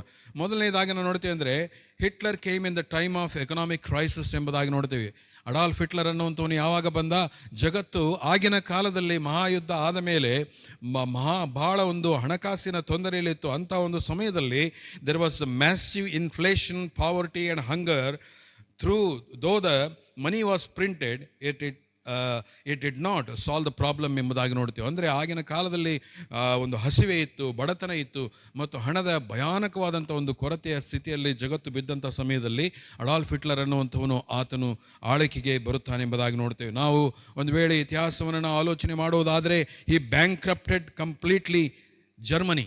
ಆತನು ಜರ್ಮನಿಯನ್ನು ಸಂಪೂರ್ಣವಾಗಿ ಹಣಕಾಸಿನ ವಿಷಯದಲ್ಲಿ ನೆಲಕಚ್ಚುವ ಹಾಗೆ ಆತನು ಮಾಡಿಬಿಟ್ಟ. ಮತ್ತು ಹಿಟ್ಲರ್ ಡೆಸ್ಟ್ರಾಯ್ಡ್ ಯುರೋಪ್. ಆತನು ಯುರೋಪ್ ದೇಶವನ್ನು ಆತನು ಸಂಪೂರ್ಣವಾಗಿ ಹಾಳು ಮಾಡಿದ. ಅದೇ ರೀತಿಯಲ್ಲಿ ನಾವು ಆಲೋಚನೆ ಮಾಡೋದಾದರೆ, ಕ್ರಿಸ್ತ ವಿರೋಧಿ ಅನ್ನುವಂಥವನು ಸಹ ಆತನು ಜಗತ್ತಿನಲ್ಲಿ ಹಣಕಾಸಿನ ತೊಂದರೆ ಎಲ್ಲ ಕಡೆಗಳಲ್ಲಿ ಇರುವಂಥ ಸಮಯದಲ್ಲಿ ಒನ್ ವರ್ಲ್ಡ್ ಕರೆನ್ಸಿ ಅನ್ನುವಂಥದ್ದನ್ನು ಆತನು ಮತ್ತೆ ಸ್ಥಾಪಿತಗೊಳಿಸೋದಕ್ಕೋಸ್ಕರ ಆತನೊಬ್ಬ ಮಹಾನಾಯಕನಾಗಿ ಆತನು ಬರುವಂಥವನಾಗಿದ್ದಾನೆ ಎಂಬುದಾಗಿ ನಾವು ನೋಡುವಂಥವರಾಗಿದ್ದೇವೆ. Antichrist will also come at the time of financial crisis of the world. There will be a global economic crisis. World leaders will demand economic seizure. He will come to power and establish one world currency ಎಂಬುದಾಗಿ ನೋಡ್ತೇವೆ. ಅಂದರೆ ಆತನು ಈ ಜಗತ್ತಿನಲ್ಲಿ ಒಂದೇ ಒಂದು ಹಣಕಾಸು ಅನ್ನುವಂಥದ್ದನ್ನು ಆತನು ಸ್ಥಾಪಿತಗೊಳಿಸೋದಕ್ಕೋಸ್ಕರ ಆತನು ಬರ್ತಾನೆ. ಆಗಿನ ಕಾಲದಲ್ಲಿ ಏನಾಗ್ತದೆ ಅಂತ ಹೇಳಿದ್ರೆ, ಎಲ್ಲ ಜಗತ್ತಿನ ದೊಡ್ಡ ದೊಡ್ಡ ನಾಯಕರೆಲ್ಲರೂ ಸೇರಿ ನಮಗೆ ಈ ಒಂದು ಹಣಕಾಸಿನ ಸಮಸ್ಯೆಯಿಂದ, ಸಂಕಷ್ಟದಿಂದ ಬಿಡುಗಡೆ ಕೊಡೋದಕ್ಕೆ ಯಾರಾದರೂ ಒಬ್ಬರು ಬರಬೇಕೆಂಬುದಾಗಿ ಎದುರು ನೋಡ್ತಾ ಇರುವಂಥ ಸಮಯದಲ್ಲಿಯೇ ಈ ಕ್ರಿಸ್ತ ವಿರೋಧಿ ಅಥವಾ ಆಂಟಿ ಕ್ರೈಸ್ಟ್ ಅನ್ನುವಂಥವನು ಆತನು ಎದ್ದು ಬರ್ತಾನೆ. ಆತನೇ ಆಗ ಜಗತ್ತನ್ನು ತನ್ನ ಹತೋಟಿಯಲ್ಲಿ ತೆಗೆದುಕೊಳ್ಳುವುದಕ್ಕೆ ಆತನು ಪ್ರಯತ್ನ ಮಾಡ್ತಾನೆ ಎಂಬುದಾಗಿ ನಾವು ನೋಡುವಂಥವರಾಗಿದ್ದೇವೆ. Hitler destroyed Europe, Antichrist will destroy the whole world. Hitler ಅನ್ನುವಂಥವನು ಆತನ ಏನು ಮಾಡಿದ, ಯುರೋಪನ್ನು ಹಾಳು ಮಾಡಿದ. ಮತ್ತು ಕ್ರಿಸ್ತ ವಿರೋಧಿ ಅನ್ನುವಂಥವನು ಇಡೀ ಜಗತ್ತನ್ನೇ ಆತನು ಹಾಳು ಮಾಡೋದಕ್ಕೆ ಬರ್ತಾನೆ. ಎರಡನೇದಾಗಿ ನಾವು ನೋಡ್ತೇವೆ, ದಾನಿಯೇಲನ ಗ್ರಂಥ 8ನೇ ಅಧ್ಯಾಯ 25ನೇ ವಚನ. ದಾನಿಯೇಲನ ಗ್ರಂಥ 8ನೇ ಅಧ್ಯಾಯ 25ನೇ ವಚನದಲ್ಲಿ ನಾವು ಹೀಗೆ ಓದ್ತೇವೆ: ಯುಕ್ತಿಯಿಂದಲೇ ತನ್ನ ಮೋಸವನ್ನು ಸಿದ್ಧಿಗೆ ತಂದು ಮನದಲ್ಲಿ ಉಬ್ಬಿಕೊಂಡು ನೆಮ್ಮದಿಯಾಗಿರುವ ಬಹುಜನರನ್ನು ನಾಶಪಡಿಸಿ ಪ್ರಭುಗಳ ಪ್ರಭುವಿಗೂ ವಿರುದ್ಧವಾಗಿ ಏಳುವನು. ಆಹಾ, ಯಾರ ಕೈಯೂ ಸೋಕದೆ ಹಾಳಾಗುವನು. ನೋಡ್ರಿ, ಏನ್ ಮಾಡ್ತಾನಂತೆ ಅವನು? ಯುಕ್ತಿಯಿಂದ ಬರ್ತಾನಂತೆ. ಅಂದ್ರೆ ಯುಕ್ತಿಯಿಂದ ಬಂದು ಅದನ್ನ ಏನ್ ಮಾಡ್ತಾನೆ ಅಂತ ಹೇಳಿದ್ರೆ, ಜಗತ್ತಿನ ಜನರನ್ನ ಆತನು ಮರಳುಗೊಳಿಸುವಂತಹ ಕೆಲಸವನ್ನ ಆತನು ಮಾಡ್ತಾನೆ ಎಂಬುದಾಗಿ ನಾವು ನೋಡುವಂತವರಾಗಿದ್ದೇವೆ. 25ನೇ ವಚನ ಇಲ್ಲಿ ಹೇಗೆ ಬರೆದಿದೆ: ಯುಕ್ತಿಯಿಂದಲೇ ತನ್ನ ಮೋಸವನ್ನು ಸಿದ್ಧಿಗೆ ತಂದು ಮನದಲ್ಲಿ ಉಬ್ಬಿಕೊಂಡು ನೆಮ್ಮದಿಯಾಗಿರುವ ಬಹು ಜನರ ನಾಶಪಡಿಸಿ ಪ್ರಭುಗಳ ಪ್ರಭುವಿಗೂ ವಿರುದ್ಧವಾಗಿ ಏಳುವನು. ಆಹಾ, ಯಾರ ಕೈಯೂ ಸೋಕದೆ ಹಾಳಾಗುವನು ಎಂಬುದಾಗಿ ಇಲ್ಲಿ ಬರೆಯಲ್ಪಟ್ಟಿದೆ. ಹಾಗಾದರೆ ಅದರ ಅರ್ಥ ಏನಂತ ಹೇಳಿದ್ರೆ, ಜನರು ಸಮಾಧಾನದಿಂದ ಇರ್ತಾರೆ ಎಂಬ ಹೇಳಿಕೆ ಬರುವಂತಹ ಸಮಯದಲ್ಲಿಯೇ he will come by making a peace treaty. Hitler made peace treaty with England and did not keep it. ಆತನು ಹಿಟ್ಲರನು ಸಹಿತ ಆಗ ಇದ್ದಂಥ ಸಮಯದಲ್ಲಿ ಆತನು ಸಮಾಧಾನದ ಒಪ್ಪಂದವನ್ನು ಇಂಗ್ಲೆಂಡ್ ದೇಶದ ಜೊತೆಗೆ ಮಾಡಿಕೊಂಡ. ನೆಮ್ಮದಿಯಾಗಿರುವಂತಹ ಜನರನ್ನು ಆತನು ನಾಶಪಡಿಸಿ ಪ್ರಭುಗಳ ಪ್ರಭುವಿಗೆ ವಿರುದ್ಧವಾಗಿ ಹೇಳ್ತಾನೆ ಎಂಬುದಾಗಿ ಬರೆಯಲ್ಪಟ್ಟಿದೆ. ಪ್ರಭುಗಳ ಪ್ರಭು ಎಂಬುದಾಗಿ ಹೇಳುವಂಥ ಸಮಯದಲ್ಲಿ ಅದು ನಮ್ಮ ರಕ್ಷಕನಾದ ಯೇಸು ಕ್ರಿಸ್ತನು. ಹಾಗಾದರೆ ಆಗಿನ ಕಾಲದಲ್ಲಿ ಆತನ ಏನು ಮಾಡ್ತಾನೆ, ಸಮಾಧಾನದ ಒಪ್ಪಂದವನ್ನು ಇಡೀ ಲೋಕದೊಟ್ಟಿಗೆ ಮಾಡಿಕೊಳ್ತಾನೆ. ಇಡೀ ಲೋಕದೊಟ್ಟಿಗೆ ಮಾಡಿಕೊಳ್ಳುವಂಥ ಸಮಯದಲ್ಲಿ ಜನರೆಲ್ಲ ಆತನ ಮಾತಿಗೆ ಮರಳಾಗ್ತಾರೆ. ಜನರೆಲ್ಲ ಆತನು ಹೇಳುವಂಥ ಮಾತಿಗೆ ಏನಂತಂದರೆ ಮರಳಾಗಿ ಆತನು ಒಬ್ಬ ಮಹಾನ್ ನಾಯಕ ಎಂಬುದಾಗಿ ಆತನು ಹಿಂಬಾಲಿಸೋದಕ್ಕೆ ಪ್ರಯತ್ನ ಮಾಡುವಂಥ ಸಮಯದಲ್ಲಿ ಆತನು ತಾನು ಮಾಡಿಕೊಂಡಂಥ ಸಮಾಧಾನದ ಒಪ್ಪಂದವನ್ನು ಆತನು ಮುರಿದು ಬಿಡ್ತಾನೆ. ಅದೇ ರೀತಿಯಲ್ಲಿ ಹಿಟ್ಲರ್ ಸಹ ಆತನು 2ನೇ ಜಾಗತಿಕ ಮಹಾಯುದ್ಧ ಆಗುವುದಕ್ಕಿಂತ ಮುಂಚೆ ನಾವು ನೋಡ್ತೀವಿ ಅಂತ ಹೇಳಿದ್ರೆ, ಆತನು ಇಂಗ್ಲೆಂಡ್ ದೇಶದ ಜೊತೆಗೆ ಒಪ್ಪಂದ ಮಾಡಿಕೊಂಡ.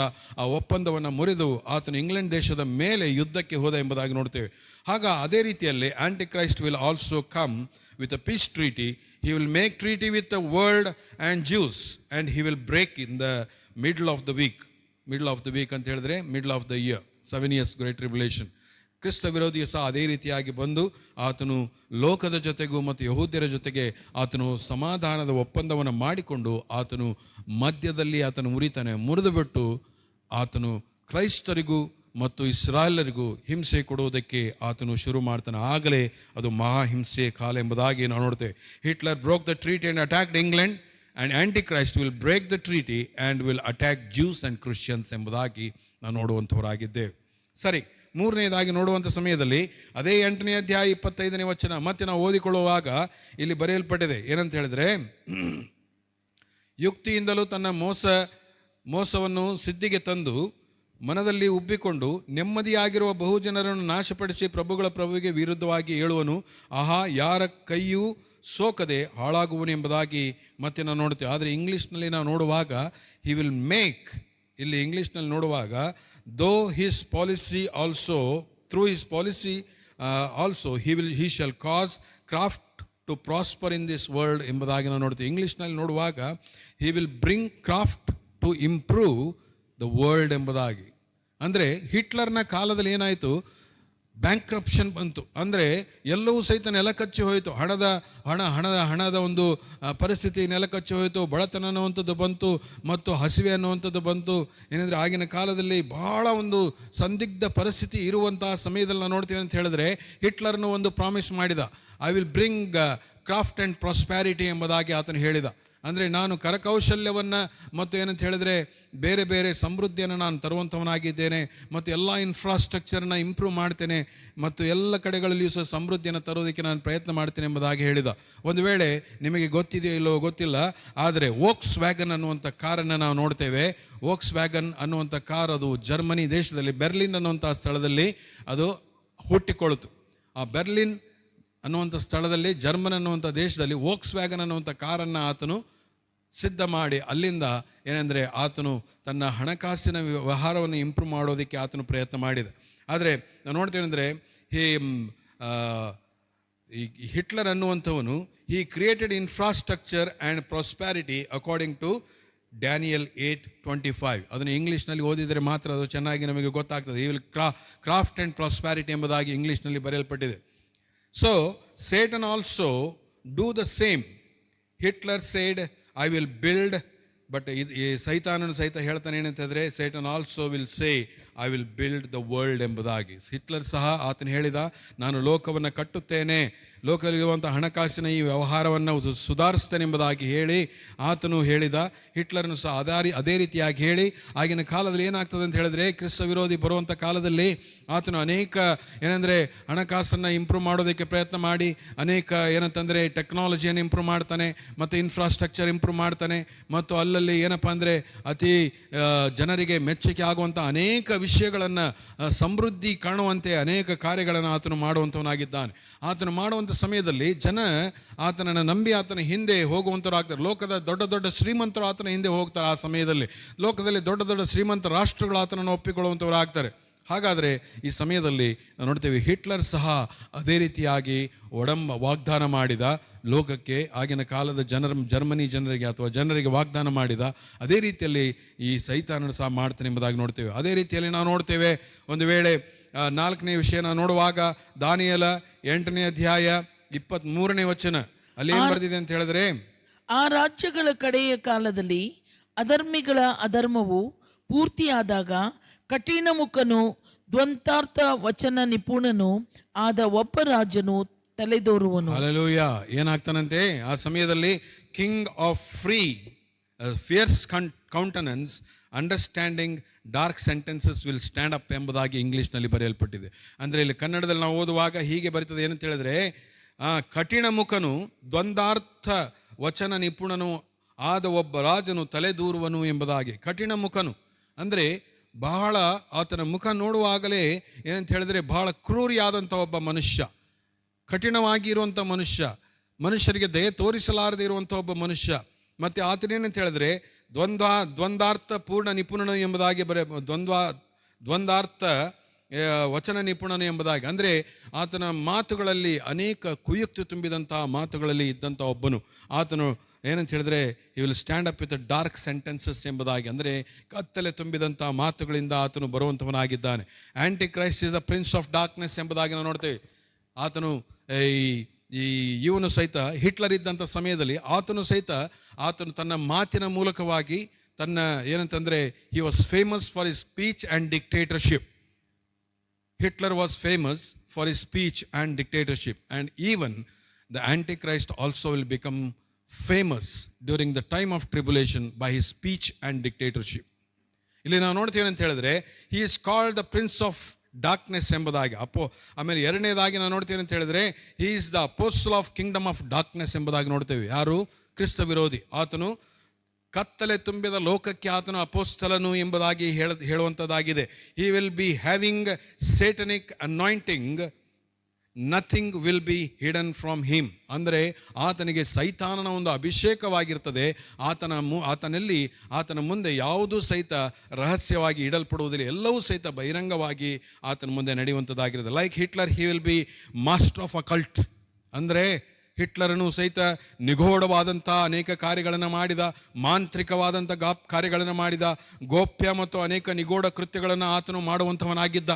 ಯಾರು? ಹಿಟ್ಲರ್. ಈತನು ಸಹಿತ ಈಗ ಕ್ರಿಸ್ತ ವಿರೋಧಿ ಬರುವಂಥ ಸಮಯದಲ್ಲಿ ಈತನು ಸಹಿತ ಅನೇಕ ನಿಗೂಢ ತುಂಬಿದಂಥ, ಮಾಂತ್ರಿಕವಾದಂಥ ಅನೇಕ ಅಂದರೆ ವಿಚ್ ಕ್ರಾಫ್ಟ್ ತುಂಬಿದಂಥ, ಅನೇಕ ಮಾಟ ಮಂತ್ರಗಳಿಂದ ತುಂಬಿದಂಥ ಅನೇಕ ಕಾರ್ಯಗಳನ್ನು ಆತನು ಮಾಡುವಂಥವನಾಗಿದ್ದಾನೆ. Hitler made a military decision based on his occultic adviser ಎಂಬುದಾಗಿ ನೋಡ್ತೇವೆ. ಅಂದರೆ ಆತನು ಸೈನ್ಯದ ವಿಷಯದಲ್ಲಿ ಮಾತನಾಡುವಂಥ ಸಮಯದಲ್ಲಿ ಆತನು ಯಾರ ಸಲಹೆ ತೆಗೆದುಕೊಂಡ ಅಂತ ಹೇಳಿದ್ರೆ, ಆತನು ಈ ಒಂದು ನಿಗೂಢತೆ, ಮಾಂತ್ರಿಕತೆ ತುಂಬಿದಂಥ ಆ ಕೆಲವು ಸೈನಿಕ ನಾಯಕರು ಇರ್ತಾರೆ, ಅವರ ಒಂದು ಸಲಹೆಗಳನ್ನು ಆತನು ತೆಗೆದುಕೊಂಡ.